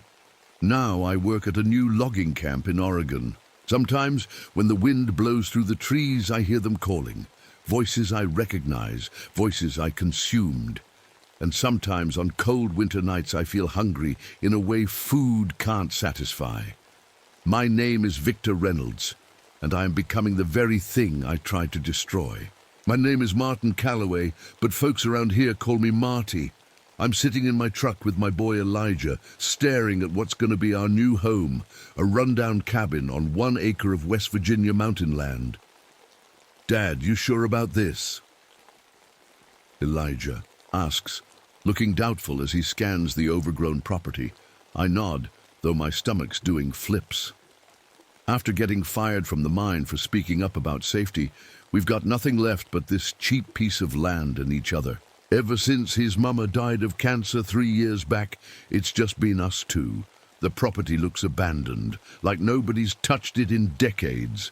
Weeds are waist-high, and the cabin's missing half its roof shingles. But for $8,000, which was all, the money I had, we got ourselves a fresh start. Walter Mills, the old man who runs the general store in town, warned me about this place when I signed the papers. Hollow Creek Valley ain't right, he'd said, refusing to look me in the eye. Bad things happen to families who tried to make a life there. I didn't pay him no mind. People always got superstitions about places like this. Come on, son. Let's check out our new home, I say, trying to sound cheerful. We wade through the tall grass to the cabin. The door creaks like it's crying when I push it open. Inside smells like mold and dead leaves. Elijah wrinkles his nose. We'll fix it up, I promise. Make it real nice. That's when I notice something strange on the kitchen floor. A trap door. I hadn't seen during our quick walkthrough last week. It's got these weird symbols carved all around the edges. Dad, what's that? Elijah points to the markings. Probably just decoration, I lie, feeling a chill run down my spine. I pull open the door, and we both peer into the darkness below. A root cellar, by the looks of it. The air coming up smells different, not like earth or rot, but something sweet and wrong. I don't like it here, Elijah whispers. Truth is, neither do I. But we're out of options. As we're unloading the truck, a beat-up pickup comes down the dirt road. A man, his wife, and a teenage girl get out. They don't smile or wave like normal neighbors would. You bought the Devil's Acre, the man says flatly. His face is weathered like old leather. The what? I ask. He just shakes his head. Name's Jacob. Dawson. This is my wife Martha and our daughter Lucy. We live 2 miles up the road. Lucy, who looks about Elijah's age, stares at us with eyes that seem too old for her face. You shouldn't plant nothing in that soil, she says quietly. Martha grabs her daughter's arm. Hush now, we should go. They drive off without another word, leaving us standing there confused. That night, as we're sleeping on the cabin floor, the beds won't arrive till tomorrow. I hear something outside. Not animals, something else, like whispers carried on the wind. Elijah turns in his sleeping bag. Dad, you hear that? Just the wind, son. Go back to sleep. But I lie awake till morning, wondering what we've gotten ourselves into. The moonlight, through the broken windows, makes the room look silver, and I swear I can see those symbols from the trapdoor, glowing faintly in the dark. When dawn finally comes, I step outside for some fresh air. That's when I notice the soil. It's different from the rocky mountain dirt everywhere else, dark and rich, almost black, and warm. Even in the morning chill, the ground feels warm under my boots. Something ain't right about Hollow Creek Valley, but we've got nowhere else to go. The next few weeks, we worked on fixing up the cabin. Elijah helped me patch the roof and clean out years of dirt and dead leaves. But that root cellar, I kept that door shut. Something about it made my skin crawl. Mid-April, I decided to plant some vegetables. The soil was so rich and dark, I figured we'd get a good crop. Elijah helped me dig rows for tomatoes, corn, and beans. "Dad, look at this," he called out one morning, just 3 days after planting. I couldn't believe my eyes. The corn was already 6 inches tall. The bean plants had thick stems with leaves unfurling. The tomatoes were growing like they'd been planted weeks ago. "That ain't natural," I muttered. "Maybe it's just really good soil," Elijah said, but he sounded uncertain. That same afternoon, Lucy Dawson showed up on her bike. She looked at our garden and her face went pale. "You planted things," she said, almost accusingly. "Yeah, we need food," I replied. "What's wrong with that?" She glanced around nervously. "Things grow too fast here, and they change." "Change how?" Elijah asked. Lucy shook her head. "Just be careful what you eat." After she left, I went to the county records office. I wanted to know more about our property. The clerk, an old woman with thick glasses, pulled out dusty files. "Hollow Creek Valley," she read. "Coal company owned all this land back in 1932. Started mining, then suddenly stopped. Says here they hit some kind of cave system and sealed it up." "Why'd they seal it?" I asked. She shrugged. "Doesn't say. But they sold off the land real cheap after that. Back home, our crops kept growing impossibly fast. By the end of the week, we had tomatoes the size of softballs. The corn was taller than Elijah. That's when the sleepwalking started. I woke up one night to find Elijah's sleeping bag empty. Panic hit me hard. I grabbed my flashlight and ran outside. There he was, standing in the middle of the garden, barefoot in his pajamas. His eyes were open but blank, and he was mumbling something I couldn't understand. "Elijah." I shook him gently. "Wake up, son." He blinked, confused. "Dad? How'd I get out here?" "You were sleepwalking. Come on, let's get you back inside." As we walked back, I noticed something that made my blood run cold. The plants, they were all leaning toward where Elijah had been standing, like flowers following the sun. Next morning, I decided to clear more land for planting. While digging, my shovel hit something hard. I brushed away the dirt and found thick iron chains, rusted with age. They led to what looked like a cave entrance, sealed with wooden planks covered in those same strange symbols from the root cellar. "What the hell?" I whispered. Jacob Dawson's truck pulled up just then. He got out, saw what I'd found, and his face turned grim. "You need to cover that back up," he said firmly. "Why? What's down there?" He was quiet for a long moment. "Something that should stay buried. We watch over it. Make sure it stays quiet." "We? Who's we?" "Families like mine, been here for generations. We keep the balance." I laughed nervously. "Balance? What are you talking about?" Jacob looked at me with tired eyes. "You'll see soon enough. Just remember, when it asks for payment, you can't say no." That night, Elijah sleepwalked again. This time, when I found him in the garden, he was digging with his bare hands, dirt under his fingernails. And he was speaking in a voice that wasn't quite his own. "The roots are hungry," he whispered. "They need to be fed." I pulled him away, my heart pounding. As we headed back to the cabin, I heard it for the first time, a deep rumbling from underground, like something massive shifting in its sleep. The plants in our garden swayed without any wind, and the soil felt warmer than ever under my feet. Whatever was down there, it was waking up. Come harvest time, something wasn't right. The vegetables we picked looked perfect on the outside. Huge, bright red tomatoes, golden corn, green beans longer than my hand. But when I cut into that first tomato for dinner, I dropped my knife. Inside, thin red veins ran through the flesh, pulsing slightly, like tiny blood vessels. "Dad," Elijah stared at the tomato. "What is that?" I quickly threw it in the trash. "Must be diseased.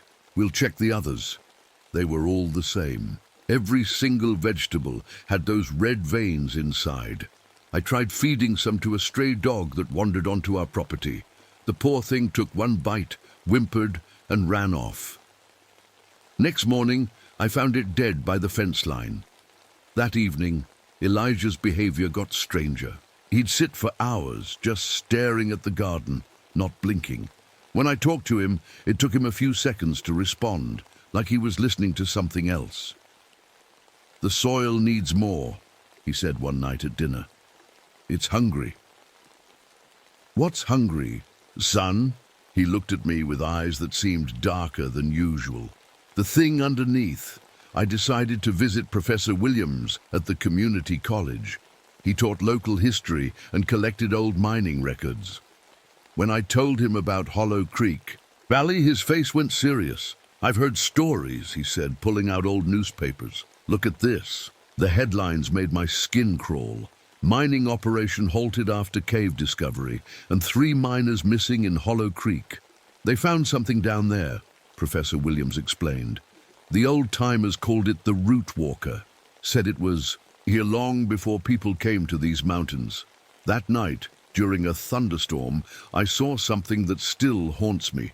A flash of lightning lit up the garden, and for just a second, I saw a massive shadow beneath the soil. It looked human-shaped, but impossibly large, with long limbs that stretched under our entire property. Next morning, Jacob Dawson came by again. This time, he brought moonshine and actually talked.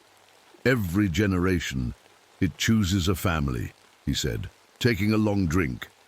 "Gives them fertile soil, good harvests, but it wants payment." "What kind of payment?" He looked at my son working in the garden. "The young ones. It likes the young ones best." My blood turned to ice. "You're crazy.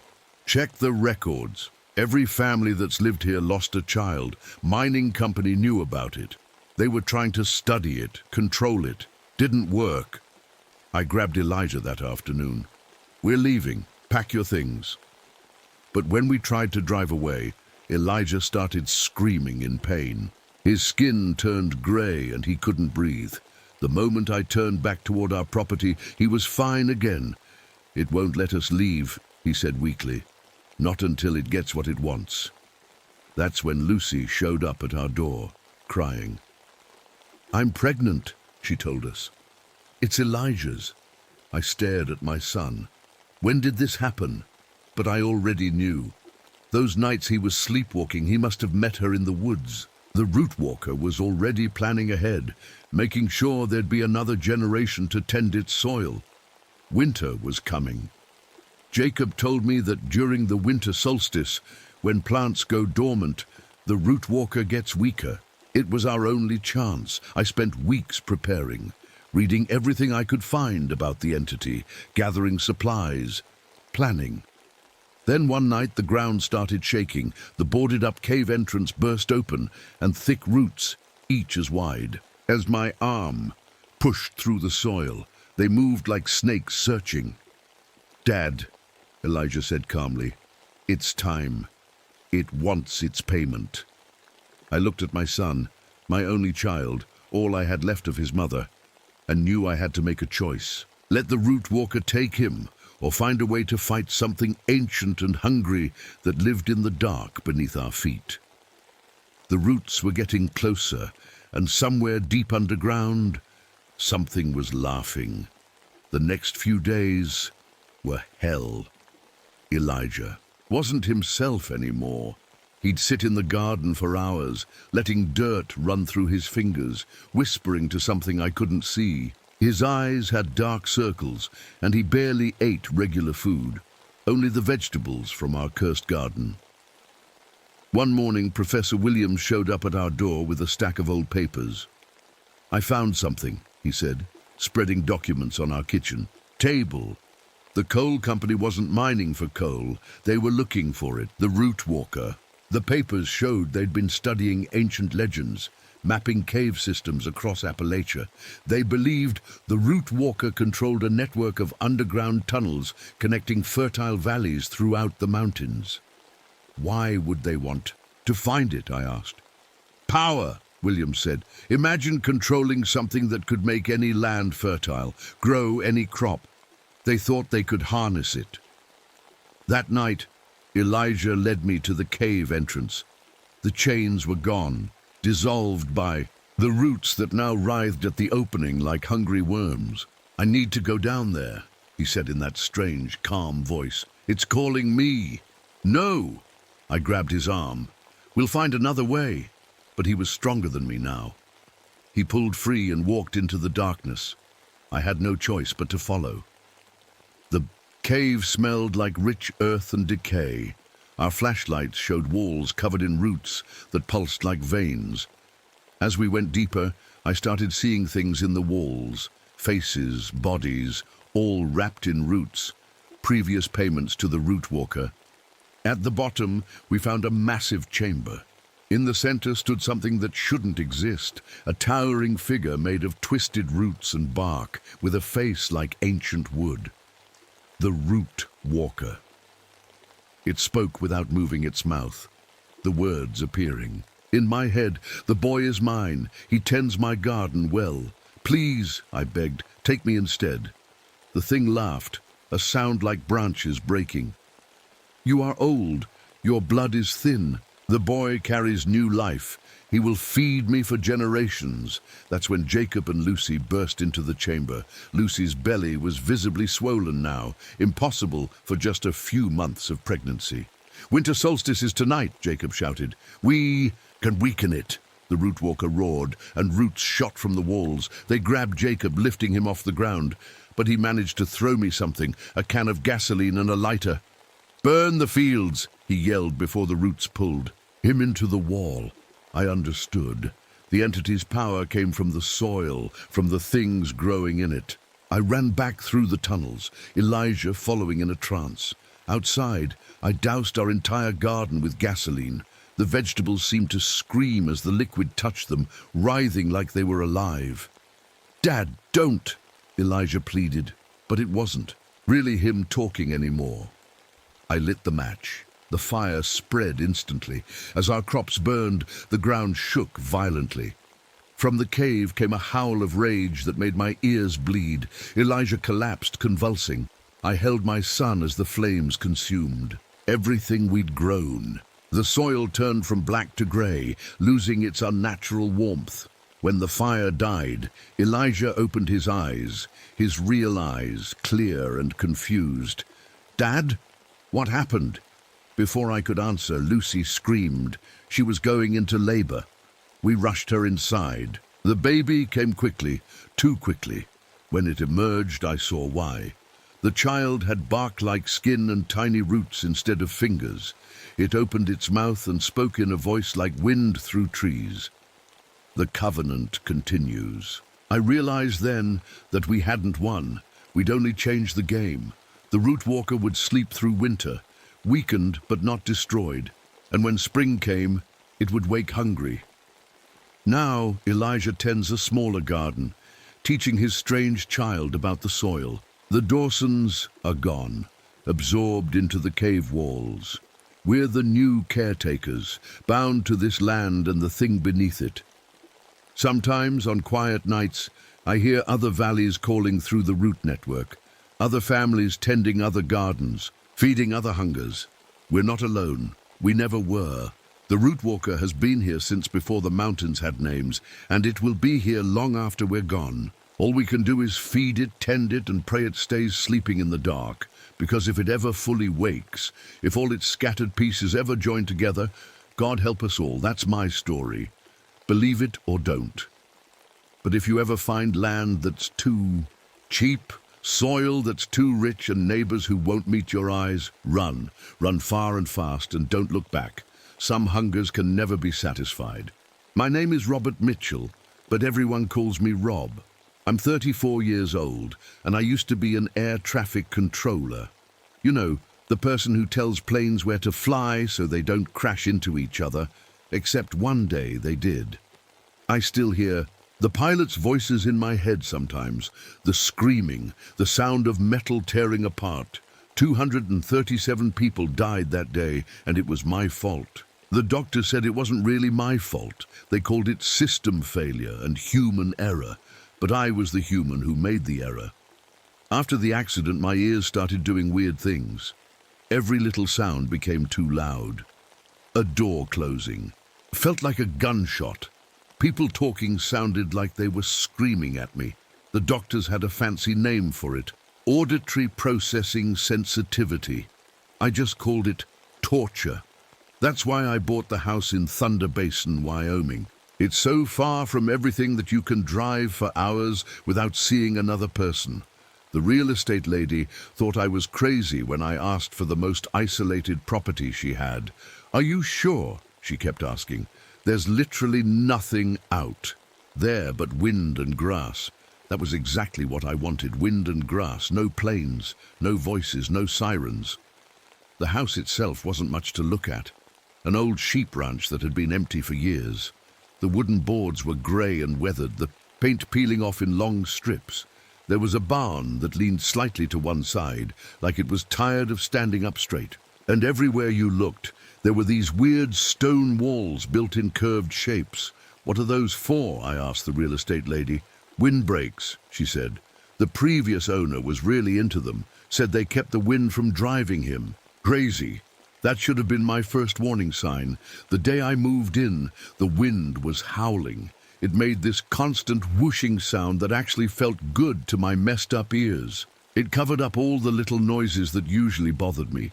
No car sounds, no people talking, no electronic buzzing, just wind. I was unpacking boxes when I heard a truck coming up the long dirt road. My nearest neighbor, Elaine Hoffman, had driven over to say hello. She was maybe 60 years old, with sun-weathered skin and sharp blue eyes that seemed to see right through you. "Brought you some supplies," she said, handing me a box of canned food and bottled water. "Gets mighty lonely out here." "That's kind." "Of the point," I said. She nodded like she understood. "Arthur, that's the fella who lived here before. He was looking for quiet too. Said the wind here has special properties." "Special how?" "Oh, you'll see." She looked out at the prairie, where the grass was bending in waves. "Just be careful during the hungry season." "The what?" "When the winds change direction. Usually happens. In spring, animals get weird. People too, sometimes." She patted my arm. "But you've got a few months before then. Plenty of time to get settled." I wanted to ask more questions, but she was already heading back to her truck. "Call if you need. Anything?" she shouted over the wind. "And Rob, don't ignore what the wind tells you." That night, I slept better than I had in months. The wind sang against the windows, a constant white noise that drowned out the voices in my head. For the first time since the accident, I felt like maybe I could heal here. I spent the next few days exploring the property. The windbreaks were even stranger up close. The stones had been carefully chosen and fitted together without mortar. When the wind blew through them at certain angles, they made different sounds. Some whistled, some hummed. One made a sound almost like whispering. In the barn, I found boxes of the previous owner's stuff. Arthur Prentice had been some kind of amateur scientist. There were notebooks filled with wind measurements, charts showing air pressure changes, and dozens of old cassette tapes labeled with dates and wind directions. I also found his wind chimes, hundreds of them, made from every material you could imagine. Metal, glass, bone, wood. Some were normal-looking, others had strange symbols carved into them. The therapy my doctor suggested was to make things with my hands. Something about keeping busy and creative. So I decided to fix up Arthur's old wind chimes and maybe make some of my own. It seemed fitting. living in a place where wind was the only sound. I hung the first chime on my porch that evening. It was a simple one, just metal, tubes of different lengths. When the wind caught it, it made a beautiful, clear sound that didn't hurt my ears at all. That's when I heard it for the first time, underneath the chiming, so faint I almost missed it. A voice in the wind, whispering a single word. Welcome. I convinced myself I hadn't really heard anything. My brain was still messed up from the accident. Of course I would imagine voices in the wind. That's what crazy people do, right? But as the days went by, I started noticing more strange things. The wind here didn't act like normal wind. Sometimes it would blow in one direction, then suddenly switch and come from the opposite way, like it had changed its mind. Other times, it would stop completely for exactly 3 minutes. I timed it, then start again from a different direction. I found Arthur's cassette player in a kitchen drawer and started listening to his recordings. Most of them were just wind sounds with his voice describing wind speeds and directions, but tape number 47 was different. March 15th, 1994, Arthur's voice said. The wind is speaking actual words now. I've recorded 14 different phrases. They seem to be in English, but the accent is wrong somehow. The tape went quiet except for wind noise. Then I heard it, a voice that wasn't quite human, like someone talking underwater. Hungry, soon, hungry. I yanked the headphones off and threw them across the room. My heart was pounding so hard I could feel it in my throat. That night, I found Arthur's main journal. His early entries were normal, scientific observations about weather patterns, but by 1993 they got weird. The winds carry intelligence. I'm certain of it now. The stone formations amplify their ability to communicate. Ancient peoples knew this. That's why they built structures to catch the wind. Physical manifestation observed today. Dust particles formed the shape of a face for approximately 3.7 seconds. Large eyes, no nose, mouth appeared avian in structure. They're hungry, always hungry, but for what? I wanted to leave right then, pack my stuff and drive back to civilization. But something kept me there. Maybe it was curiosity, maybe it was that the wind still helped my ears feel better. Or maybe I was already too far gone to make rational decisions. My dog Max started acting strange too. He's a German shepherd, trained as a therapy dog after my breakdown. Usually he's calm and steady, but now he would stand at the windows for hours, growling at empty air. Sometimes he would bark at the sky, his fur standing straight up. One morning, I found him in the yard, barking at absolutely nothing. The wind was swirling in a tight circle about 50 feet away, picking up dust and dead grass. As I watched, the dust formed a shape, like a tall, thin person with 2 long arms. It lasted maybe 2 seconds before falling apart. You saw that, right? I asked Max. He whined and pressed against my legs. I started paying more attention to the windbreaks after that. The way they were built wasn't random. Each one was positioned to channel wind in specific directions. Some had small holes, drilled through the stones at exact angles. When wind passed through these holes, it made sounds that almost seemed like words. In the cellar under the house, I found more of Arthur's research. He had maps showing wind paths across the valley. Red circles marked spots where he'd witnessed manifestations. There were a lot of red circles near my house. Dr. Parker, the local veterinarian, stopped by to check on Max. He was a quiet man with gray hair and tired eyes. "Your dog seems healthy," he said. "But I've been seeing some strange behavior in animals lately. Cattle getting aggressive for no reason. Horses refusing to go outside during certain wind conditions." "When did it start?" I asked. "Couple weeks ago, right when the wind patterns started changing." He looked out at the prairie. "Happens every spring. The old-timers call it the hungry season." Elaine mentioned that. "What does it mean?" Dr. Parker was quiet for a long moment. "You ever feel like the wind is watching you?" I didn't answer. I didn't need to. That night, I set up Arthur's old recording equipment. I pointed the microphones at different windbreaks and let them record all night. In the morning, I played back the tapes. At first, it was just wind noise. Then, clear as day, I heard voices, not one or two, but dozens, all whispering the same things. Hungry, soon, feed, hungry, and underneath it all, something that made my blood run cold. Rob, we know you, Rob. The wind knew my name. I stopped sleeping after that night. Every time I closed my eyes, I heard the wind calling my name. Max wouldn't leave my side anymore. He followed me from room to room, always watching the windows. The weather report said a big storm was coming, but the TV weatherman didn't mention that the wind was moving in impossible patterns, or that it sometimes stopped completely, like the whole world was holding its breath.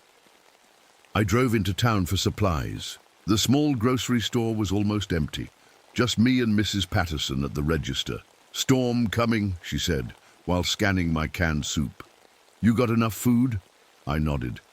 "Do you know anything about the hungry season?" She froze, her hand hovering. "Over a can of beans." "Who told you about that?" "Elaine Hoffman." Mrs. Patterson leaned forward and whispered, "Best not to talk about it. Some things are better left alone." When I got home, Elaine's truck was in my driveway. She was standing by one of the windbreaks, running her hand over the stones. "We need to talk," she said. We sat on my porch while the wind played with her grey hair.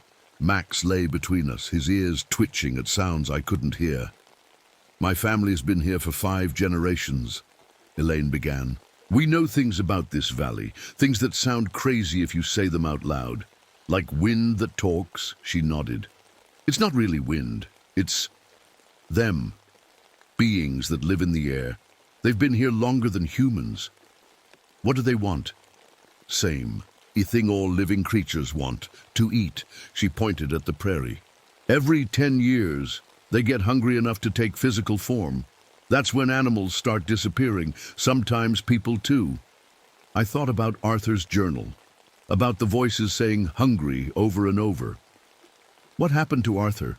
I asked. "He figured out too much, started experimenting with ways to communicate with them.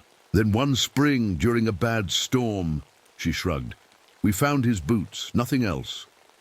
That night the storm hit. The wind screamed around the house like a living thing. Max paced back and forth, whining. The windows rattled so hard I thought they would break.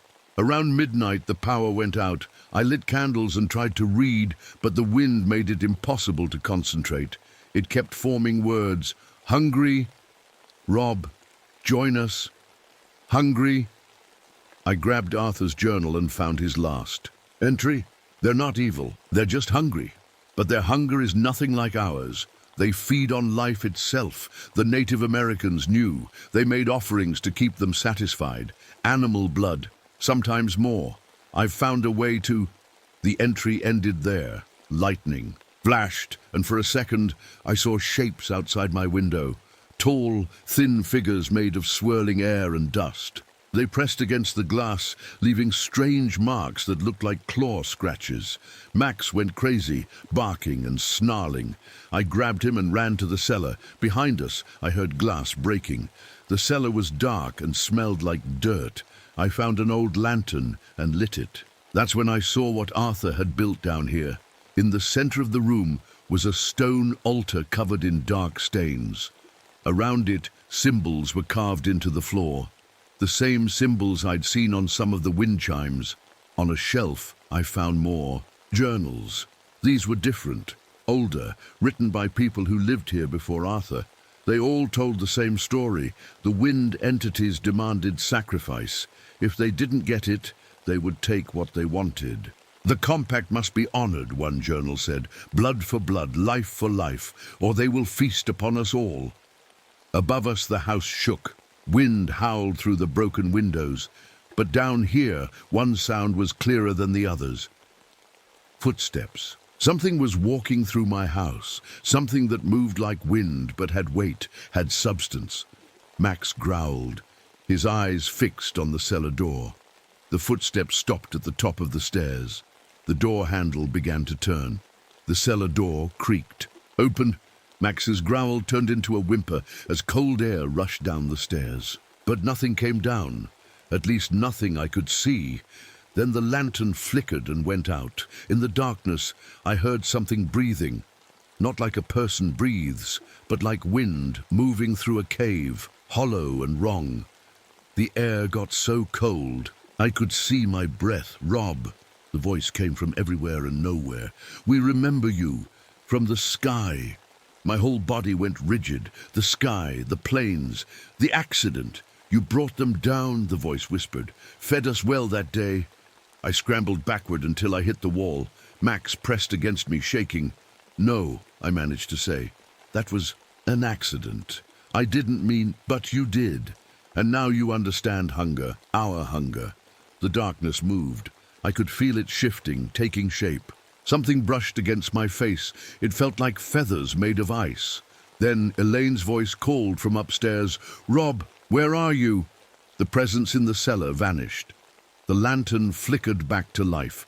I grabbed Max and ran up the stairs. Elaine stood in my living room with a shotgun, broken glass crunching under her boots. The windows were shattered, curtains whipping in the wind. You okay? She asked. I nodded, not trusting my voice. We need to complete the ritual, she said, before they get stronger. What ritual? She pointed at the floor. Arthur's journals were scattered everywhere, pages torn out and arranged in a pattern. In the center was a photograph I hadn't seen before, a group of people standing around the stone altar in my cellar. Every 10 years, the original families make an offering, animal blood mostly, enough to keep them satisfied. She looked at me. But Arthur broke the pact. He tried to communicate with them instead of feeding them.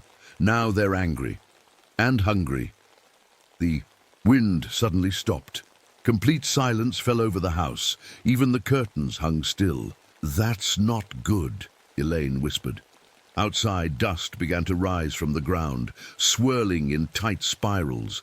The spirals connected, forming a massive shape in my yard. It looked like a bird, but wrong.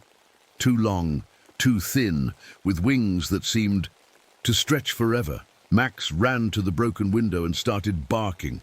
The shape turned toward us, and I saw its face, or what passed for a face, just hollow spaces where eyes should be, and a mouth that opened wider than should be possible. Rob! Its voice made the whole house shake. Feed us! Get to the cellar, Elaine ordered. We need to perform the ritual now. We ran downstairs. Elaine pulled items from her bag. Candles, a silver bowl, a very old book with a leather cover. I need blood, she said. Your blood. You're connected to them now. I started to protest, but the house shook again. Dust rained from the ceiling. Hungry, the thing outside roared. I held out my hand. Elaine made a small cut with a silver knife. Blood dripped into the bowl.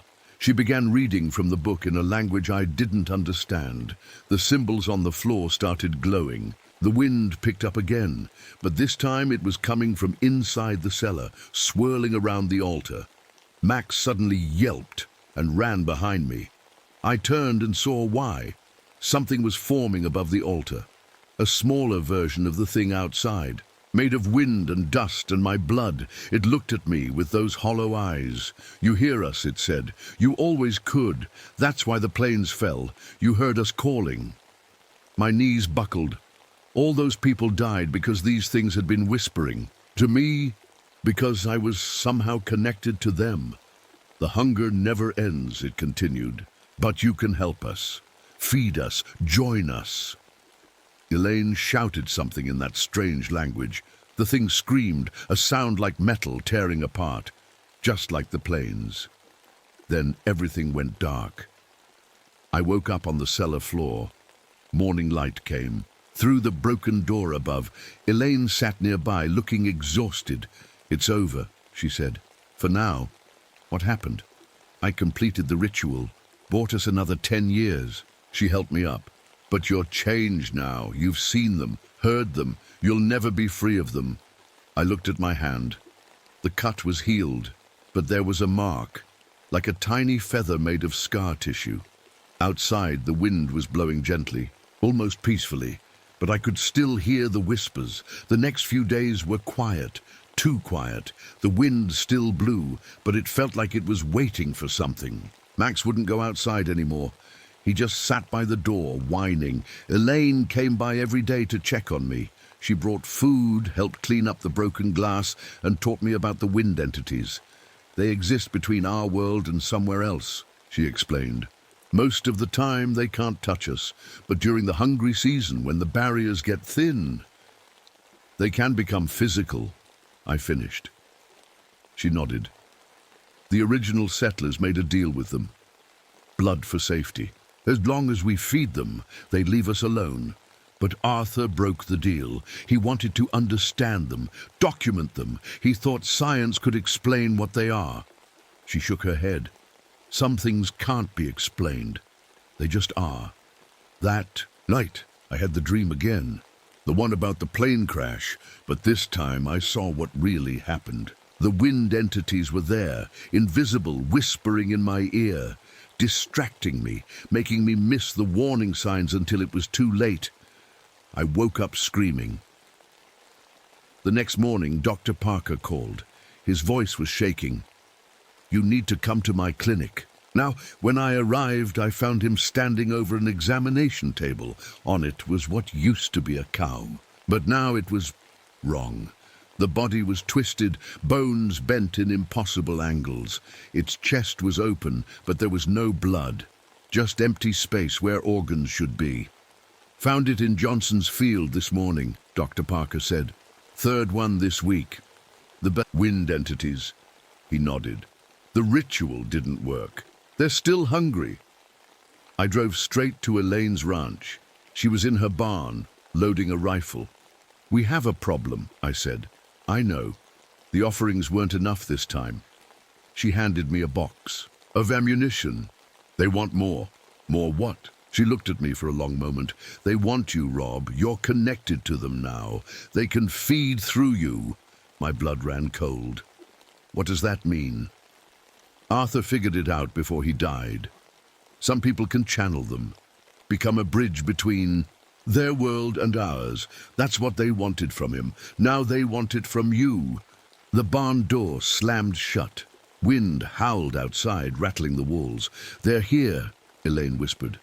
"Through the gaps in the wallboards. I saw them. Dozens of dust devils, each one with a vaguely human shape inside. They surrounded the barn, spinning faster and faster. "Rob!" Their voices shook the ground. "Join us! Feed us!" Elaine grabbed my arm. "We need to get to the altar. It's the only safe place." We ran to her truck. The wind entities followed, tearing at our clothes, throwing dirt in our eyes. One of them materialized right in front of us. A tall figure with wings made of storm clouds and eyes like black holes. Elaine fired her rifle. The bullet passed right through it. The entity laughed. The sound was like thunder. We made it to my house somehow. The cellar door was already open, like it was waiting for us. As we climbed down, I could hear them circling the house, their voices getting louder. Hungry. Always hungry. On the altar, Elaine placed the silver bowl. "I need more. Of your blood. A lot more. Will it work this time?" She didn't answer. That was answer enough. I held out both arms. "Do it." The cut was deep. Blood flowed into the bowl, more than seemed possible. I started feeling dizzy. Elaine began the ritual, but something was different. The words seemed to hang in the air, visible, like smoke. The symbols on the floor didn't just glow, they burned. Above us, the house was being torn apart. I could hear wood splintering, walls collapsing. The entities were done waiting. "Rob," they called. "Choose." And suddenly I understood. The ritual wouldn't work because they didn't want animal blood anymore. They didn't even want human blood. They wanted me to become like them. "If I join you," I called out, "will you leave everyone else alone?" "Yes," they answered. Feed through you, only you. Elaine grabbed my shoulder. Don't do it. We'll find another way. But there was no other way. I knew that now. Arthur knew it too. That's why his journal ended so abruptly. I stood up from the altar. The wind in the cellar stopped. I accept, I said. The transformation hurt more than anything I could imagine. It felt like my body was being pulled apart and put back together. The wind entered me, filled me, became me. When it was over, I was still me. But I was also them. I could feel the hunger, endless, eternal hunger, but I could control it. Channel.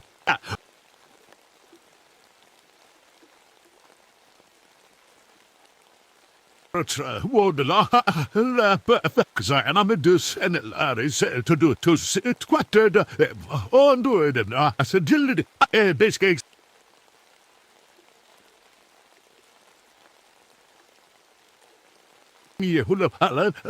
house was destroyed, walls gone, roof torn off, but I didn't feel the cold anymore.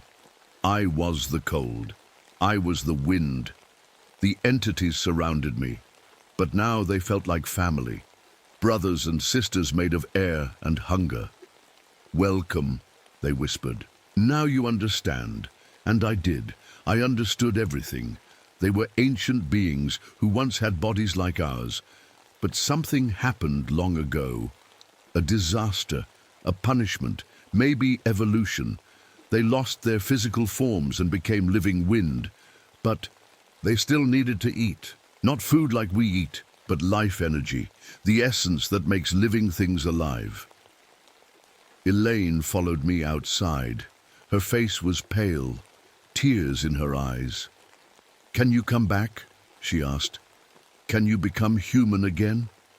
I tried to speak normally, but my voice carried the sound of storms. I'm still human, part of me, but I'm also them now. I can feel their hunger, but I can control it, direct it. What will you do? I looked at the ruined house, at the wind-carved valley that was now my home. I'll protect this place, keep the balance, feed them enough to keep them calm, but not enough to hurt anyone. How? I held up my hand.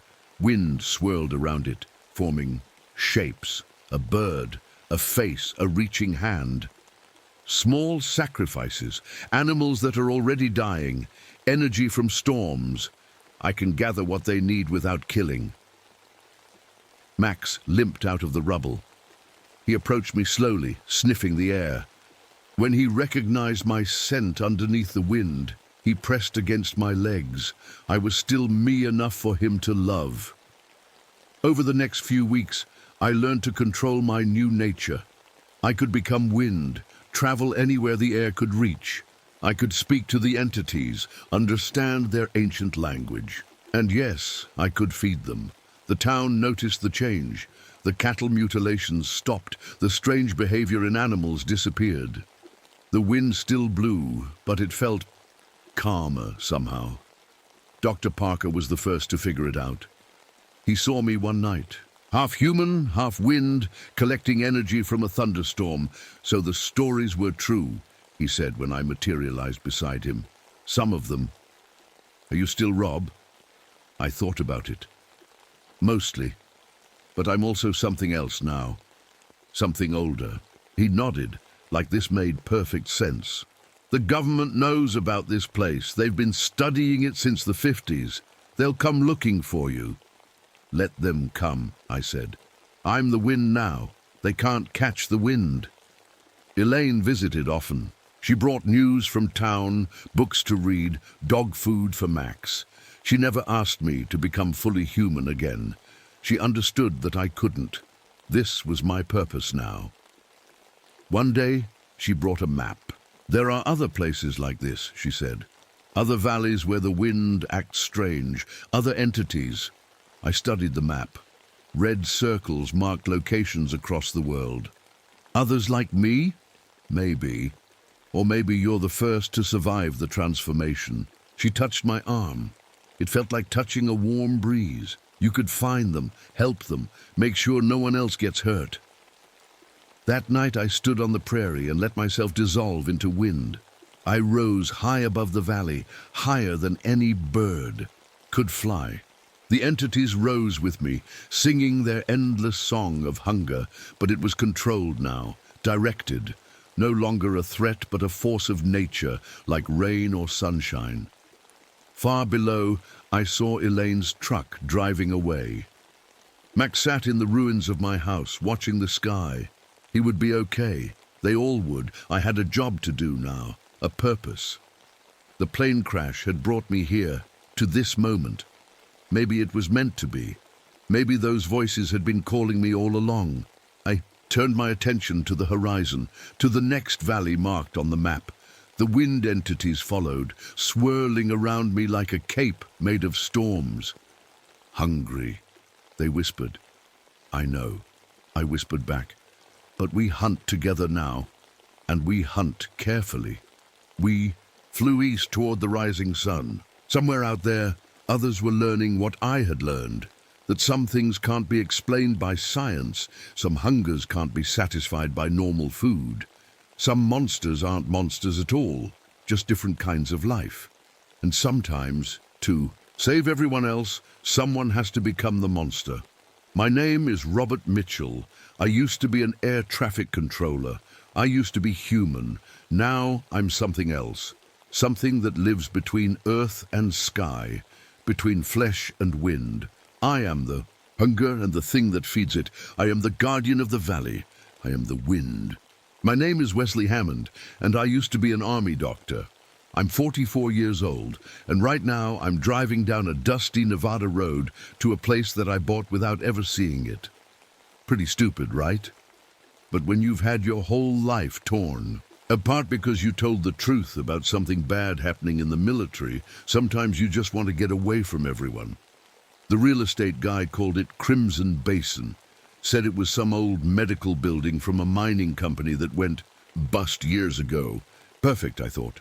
I could hide away from the world and write my book about all the things I saw that got me kicked out of the army. The desert stretched out forever in front of me, all brown and gold, with heat making the air wiggle above the road. Then I saw it, a dip in the land where everything turned red. Not just red like a sunset, but deep red like dried blood. The dirt, the rocks, even the sky seemed to have a red tint to it. My GPS said I'd arrived, but all I could see was this lonely building sitting in the middle of nowhere. It looked like someone had dropped a hospital in the desert and forgotten about it. The paint was peeling, but the walls were solid concrete. Solar panels sat on the roof, which was pretty surprising for such an old place. I got out of my truck, and the wind hit me, carrying red dust that stuck to my clothes. The air felt different here, heavy somehow, like breathing soup instead of air. There was a well near the building with a pump that actually worked. When I tried it, water came out clear at first, then suddenly turned rust-colored for a second, before going clear again. I told myself it was just old pipes, the kind of lie you tell yourself when you're alone in a strange place. Inside, the building was better than I expected. The mining company must have had money to burn.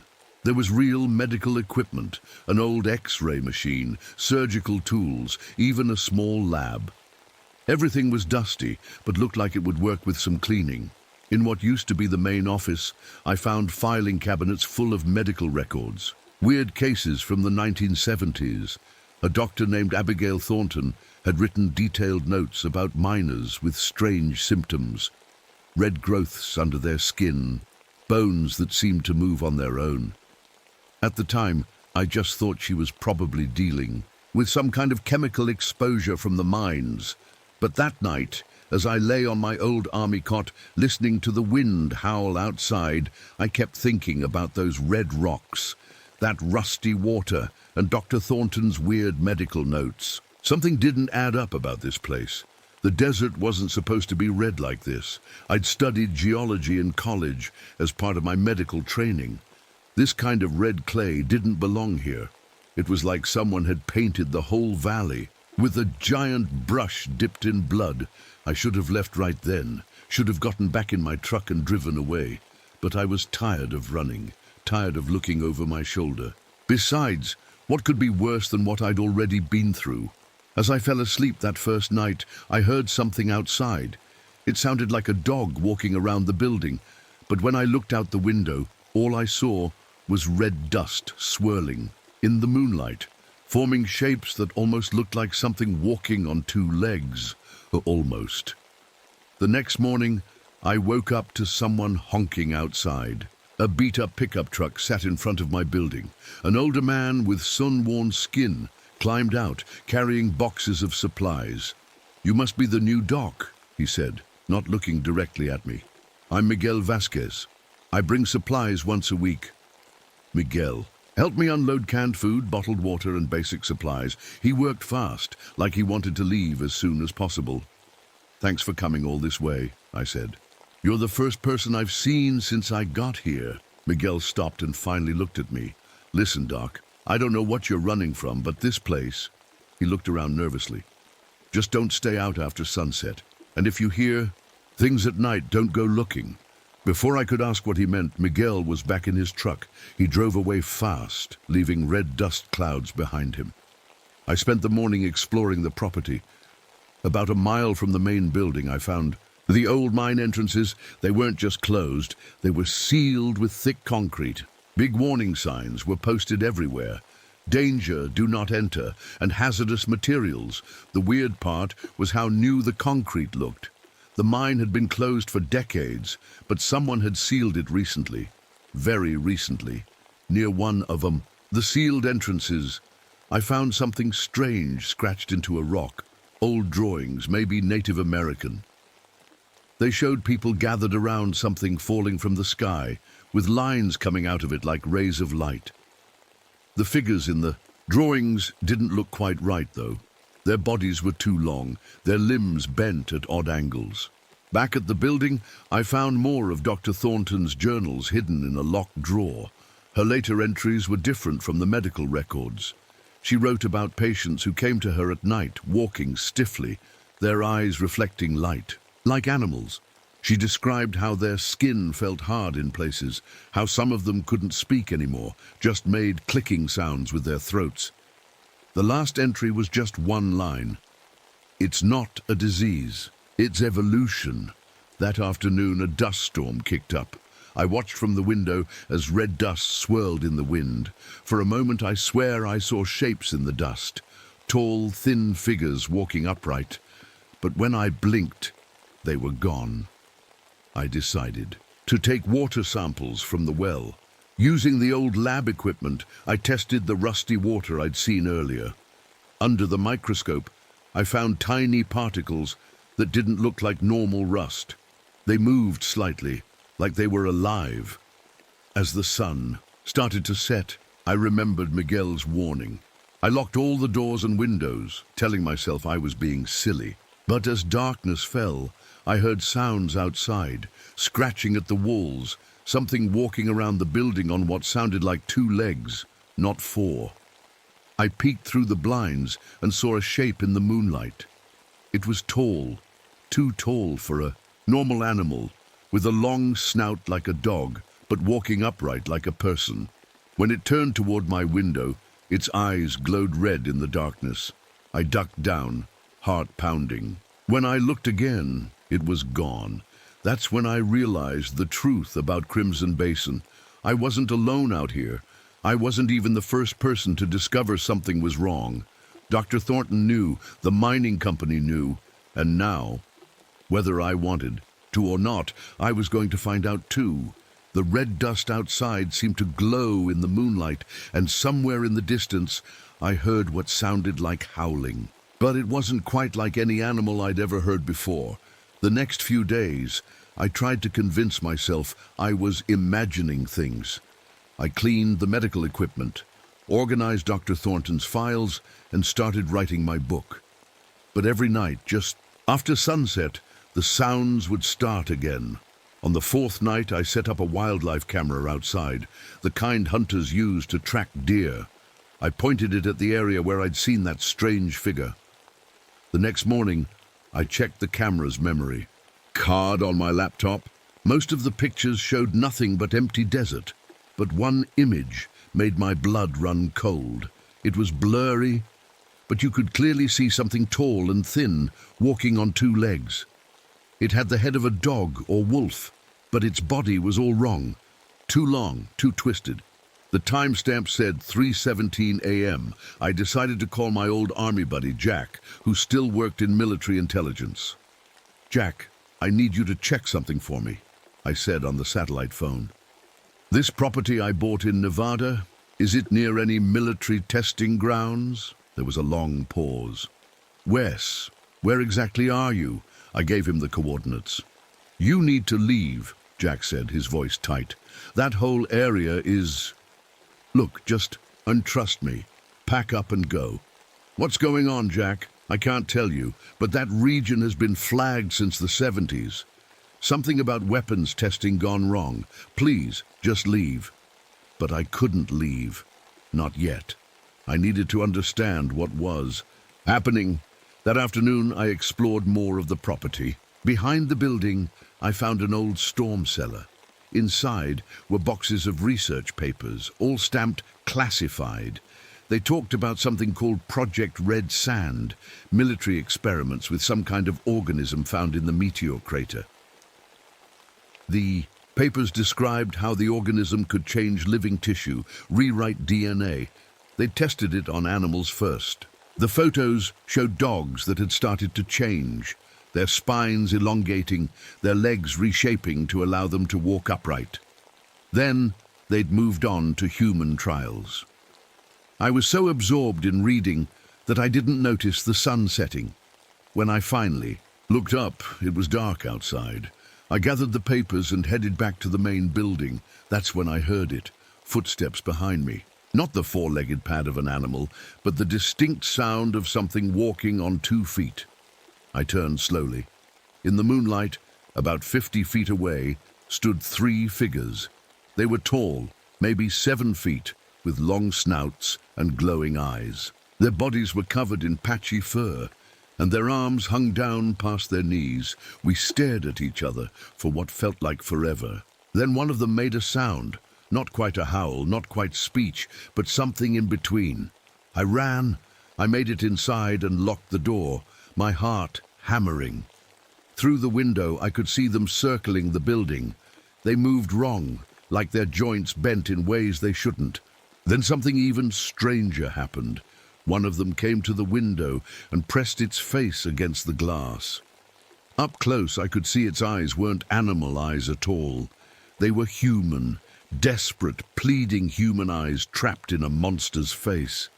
It raised one twisted hand and did something that made my skin crawl.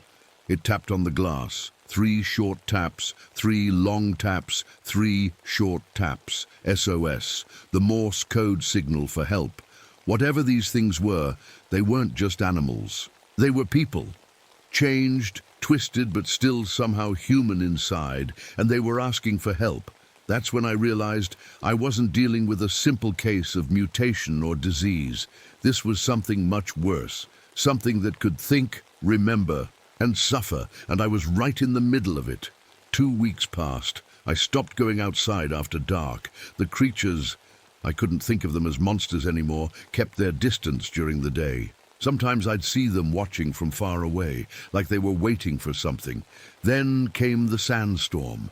It hit hard and fast, turning the sky dark red. The wind screamed around the building, and I couldn't see more than a few feet outside. That's when I heard the banging on my door. "Help! Please! Somebody help!" It was a human voice, a normal, scared human voice. I opened the door to find a young man, maybe 25, covered in red dust and blood. He collapsed into my arms. "I'm Travis," he gasped. "Got lost, hiking, fell in a cave." I helped him inside and laid him on the examination table. His leg was badly cut and he was burning with fever. As I cleaned his wounds, I noticed something odd. The edges of the cuts had thin red lines spreading out under his skin like tiny veins. "How long were you in the caves?" I asked. 2 days, Travis said, teeth chattering. "There were things down there, people, but not people. They tried to help me, gave me water from an underground pool." My hands froze. "You drank the water?" From inside the caves? Travis nodded weakly. So thirsty. I took his temperature, 104 degrees, way too high. I started an IV with antibiotics, but deep down, I knew antibiotics wouldn't help. Not with this. Over the next few hours, Travis got worse. The red lines spread further under his skin. His joints started to swell and harden. When I touched his arm, the skin felt rough, almost scaly. "Doc," he whispered, "my bones hurt. Feels like they're moving." I did an X-ray using the old machine. What I saw made no sense. His bones were changing shape, growing longer, developing. New joints. It was happening right before my eyes. Travis started screaming. His fingers elongated, his spine curved, and his jaw began to push forward. I gave him morphine for the pain, but it barely helped.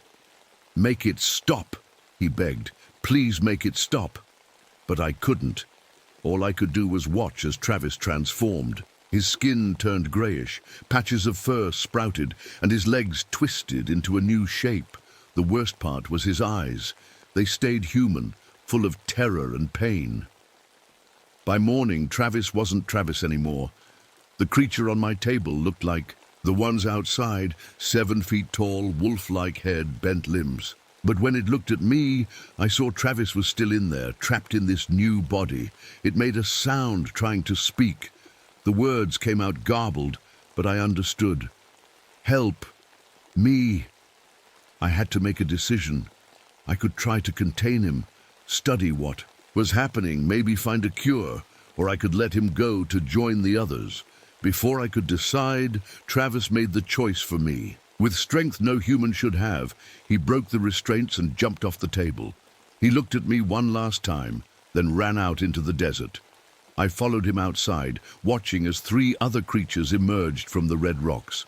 They surrounded Travis, making soft whining sounds like they were comforting him.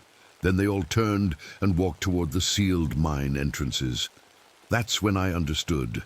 The mines weren't sealed to keep people out. They were sealed to keep something in, and now I had to find out what that something was. Because whatever had changed, Travis was still out there, in the water, in the soil, in the very air of Crimson Basin, and I'd been breathing it for weeks. After Travis ran off, I couldn't stop thinking about what I'd seen. His body had changed, in front of my eyes, but his mind, Travis, was still in there. That made everything worse somehow. I went back to Dr. Thornton's journals. Now I understood what she meant by evolution. The organism wasn't killing people. It was changing them into something else. That night I noticed something about myself. In the dark bathroom, my eyes glowed slightly in the mirror. Just a little, but enough to scare me, and my hearing seemed sharper. I could hear things moving outside that I couldn't hear before. It was starting. Whatever was in the water, in the air, was changing me too. The next day, I saw Travis again. He came alone, standing at the edge of my property in broad daylight. He looked different from the others, newer, less complete in his transformation. He gestured for me to follow him. Against my better judgment, I did. Travis led me to a hidden entrance in the red rocks, one I hadn't seen before. We climbed down into the caves. The tunnels went deep, lit by strange glowing fungi on the walls. Finally we reached a huge cavern. There were dozens of them. The changed ones. Some looked almost human still. Others were fully transformed. They lived in small groups, had made furniture from rocks and metal scraps. They were trying to hold on to their humanity. An older creature approached. Despite the wolf-like face and twisted body, something in the way it moved seemed familiar. It pointed to itself and scratched letters in the dirt. Abigail. Dr. Thornton. She was still alive, still here. She led me to a pool of water that glowed slightly red. Through gestures and scratched words, she explained. The meteor that created Crimson Basin brought something with it, a kind of living mineral, a tiny organisms that could rewrite DNA. The mining company found it, the military tried to weaponize it, but it escaped into the water system. Now it was spreading. slowly changing anyone who stayed here too long. Abigail showed me their attempts to fight it.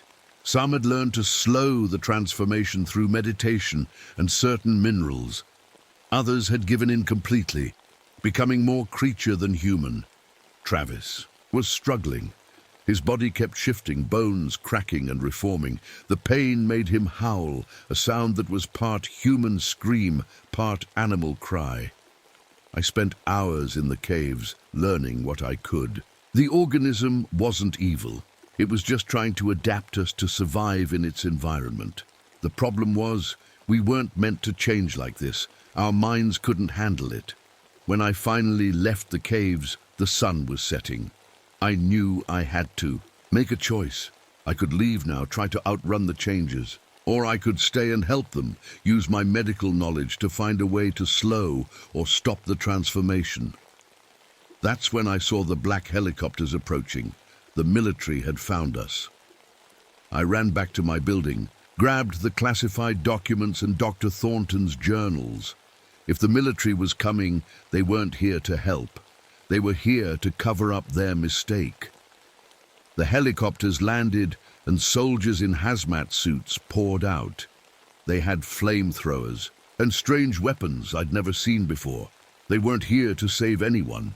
They were here to erase the evidence, including me. I had to warn the others, had to help them escape. Because now I understood. We weren't dealing with monsters or victims. We were dealing with the future of human evolution. And someone was very afraid of what we might become.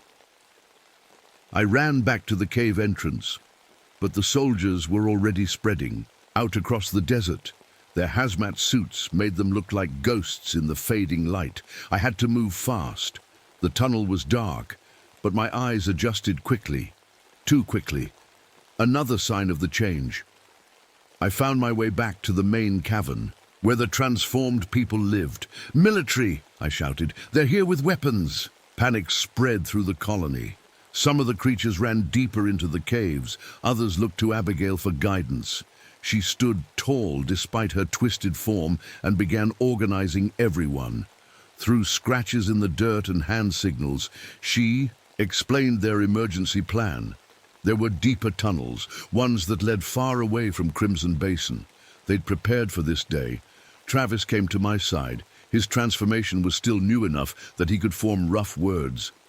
"Come with us."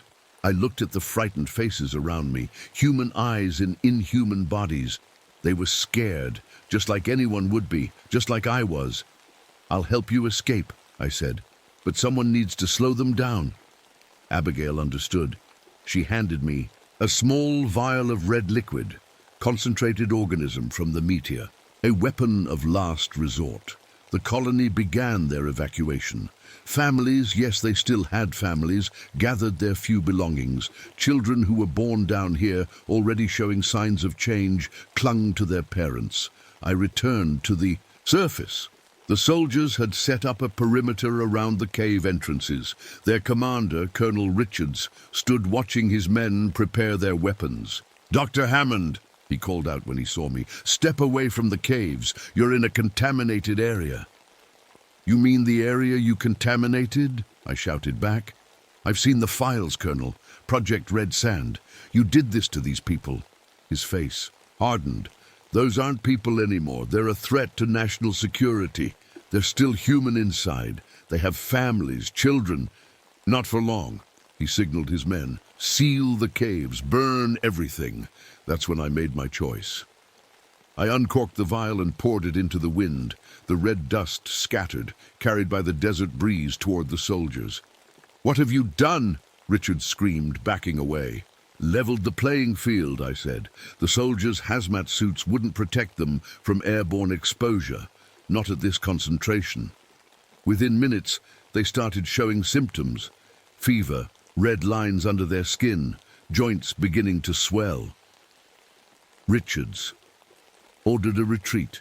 They couldn't risk bringing the organism back to their base. As the helicopters lifted off, I saw him looking at his own hands, already showing the first signs of change. I went back into the caves. The colony was gone. escaped through the deep tunnels. Only Abigail remained, waiting for me. She scratched one word in the dirt: choose.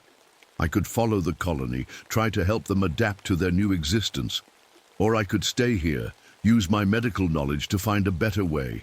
Maybe develop a treatment that could slow the transformation, let people keep their humanity longer. My reflection in a pool of water showed my eyes glowing brighter now. My bones had started to ache. The change was coming, whether I wanted it or not. I'll stay, I told Abigail. Someone needs to understand this. Someone needs to find a balance. She nodded, then disappeared into the tunnels. I returned to my building, my laboratory now. I had work to do. The organism wasn't good or evil. It was just life, trying to survive and adapt. Maybe we could learn to live with it, find a way, to evolve without losing ourselves completely. As the red sun set over Crimson Basin, I felt my body beginning to change. But my mind remained clear. I would document everything, study the transformation, search for answers. Because sometimes evolution isn't about becoming something new. Sometimes it's about finding a way to stay human. For weeks, I worked alone in my lab. My body changed slowly. Fingers grew longer, spine started to curve, patches of fur appeared on my arms. But I took careful notes, documenting everything. The organism wasn't just changing our bodies. It was smart, really smart. One night, as I studied samples under the microscope, something incredible happened. The tiny red particles in the dish started forming patterns, circles, squares, then more complex shapes. They were communicating. I added a drop of my blood to the dish. The organism swarmed it, and suddenly images flashed in my mind. Not words, but feelings and pictures. A dying planet, a desperate journey through space. The meteor wasn't an accident, it was a lifeboat. These organisms were refugees, the last survivors of their world. They weren't trying to hurt us. They were trying to merge with us, to survive the only way they knew how. But something had gone wrong. The military's experiments had forced the process too fast. Instead of gradual adaptation over generations, people were changing in weeks or months. Our bodies couldn't handle it. I worked day and night, testing different compounds. Some minerals slowed the transformation. Certain sound frequencies seemed to calm the organism. Meditation helped maintain mental clarity. Then Colonel Richards returned. He came alone at night. But he wasn't the same man who'd left. His body showed advanced transformation, tall, hunched, covered in patchy fur. Only his military uniform, stretched and torn, showed who he used to be. "Help me," he growled, his voice barely human. I let him in. His mind was slipping, switching between human thoughts and animal instincts. He told me the military had abandoned the project, sealed off the entire region. Anyone who'd been exposed was considered lost. "There's more," he struggled to say. "Bigger plan, invasion." Through broken words and scratched writing, Richards revealed the truth. The organism wasn't just in Crimson Basin. The military had found traces in other meteor sites worldwide. This wasn't one lifeboat. It was a fleet. The transformation wasn't an accident. It was preparation. The organisms were changing us to survive on a new version of Earth, one that would be more like their old world. The red dust, the mineral changes, it was all part of terraforming our planet, but Richards also brought hope. In their rush to weaponize the organism, the military had discovered something. A specific combination of electromagnetic pulses could put the organism into a dormant state, not destroy it, but pause its activity. Device. He pointed to a map. Hidden bunker.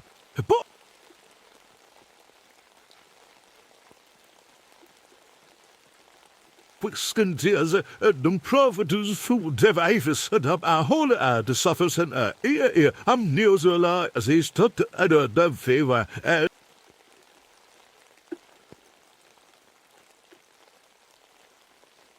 for hit Of another species. But to slow it down, Give humanity time to adapt properly, to find balance. I gathered my research and prepared to leave Crimson Basin. My own transformation was advancing. Soon I might lose the ability to think clearly, to remember my mission. As I packed, Abigail returned. She was more creature than human now, but her eyes still held intelligence. She handed me a crystal, red, pulsing with inner light. Through gestures, she explained it was from the meteor core, the organism's control center. With the crystal and the military device, maybe we could negotiate, find a way for both species to coexist. Evolution didn't have to mean extinction. I left at dawn, my changing body aching with each step. Behind me, Crimson Basin glowed red in the morning light. Ahead lay the bunker, the device, and humanity's future. I wasn't just Dr. Wesley Hammond anymore. I was something in between, human and alien, past and future. A bridge between two species trying to survive, and somehow I had to save them both. The bunker was hidden in the mountains, 3 days' walk from Crimson Basin. Each day my body changed more. My legs grew stronger, but bent differently. My sense of smell became incredibly sharp. I could track water from miles away. On the 3rd day I found it, a metal door built into the mountainside, half covered by rock slides. The military had tried to bury it, but they'd left in too much of a hurry to do it right. Inside, emergency lights still flickered. The bunker was full of equipment, files, and in the center, a large machine with a satellite dish. The electromagnetic pulse device. I spent hours reading the files. The military had known about the organism for decades. They'd tracked meteor impacts around the world, all carrying the same red mineral. They'd watched as plants and animals near. These sites began to change. Their plan was simple and terrible. Use the pulse device to kill all the organisms at once. They didn't care that it would also kill anyone who'd been transformed. But I had a different idea. Using the crystal Abigail gave me, I modified the device. Instead of destroying the organisms, it would communicate with them. The crystal acted like a translator, turning electromagnetic pulses into something they could understand. My fingers, now tipped with claws, made it hard to work. My vision kept shifting between human and something else. I had to hurry. Finally, I activated the machine. The crystal glowed brighter, and the dish hummed with energy. Then to contact. Images flooded my mind. Their dying world red and beautiful, their desperate journey across space, their hope for survival. They hadn't meant to change us so drastically. They'd planned for slow integration over centuries, not months. I showed them images too. Human families, cities, our art and music. I showed them the pain of transformation, the fear of losing ourselves. Understanding flowed both ways. A compromise formed. The organisms would slow their spread. The transformation would become gradual, taking generations instead of weeks. Humans would have time to adapt, to choose. Some would accept the change, becoming something new. Others would remain fully human. Both species would survive. I sent the signal worldwide. In every contaminated zone, the changes would slow. Those already transformed would find balance between their old and new selves. The colony in Crimson Basin could return, live openly. As the machine powered down, I felt my own transformation stabilize. I was changed, taller, stronger, with features both human and other, but my mind was clear, my humanity intact. I returned to Crimson Basin. The red dust still swirled, but gentler now. The colony emerged from the caves, no longer hiding. Travis was there, walking upright, able to speak again. "You did it," he said, his voice rough but understandable. "You saved us all." Abigail approached, more human in her movements now. She scratched words in the dirt. "Thank you." I stayed in Crimson Basin, but not alone anymore. The colony became a community, a place where transformed and unchanged humans worked together. We studied the organism, learned from it, grew with it. Scientists came, then families curious about this new way of life. Some chose to stay, to slowly join our evolution. Others visited and left, carrying knowledge of peaceful coexistence. The military never returned. They'd lost control of their weapon, and now it served peace instead of war. Years passed. I watched children born with small changes. Better night vision, stronger bones, sharper senses. Evolution as it was meant to be, slow and natural. I still run the medical center, helping newcomers through their chosen transformations, documenting our shared journey. My body is different now, but my purpose remains the same: to heal, to help, to understand. Sometimes on quiet nights I climb the red rocks and look at the stars. Somewhere out there is a dead world that sent its last hope to us. We didn't just save them, they saved us too, teaching us that change doesn't have to mean loss. In Crimson Basin, under the red sky, two species found a way to become one. Not through conquest or fear, but through understanding and choice, and that's the real evolution, learning to grow together. My name is Wesley Hammond. I was human, I am human, and I am something more. This is our story, and it's just beginning.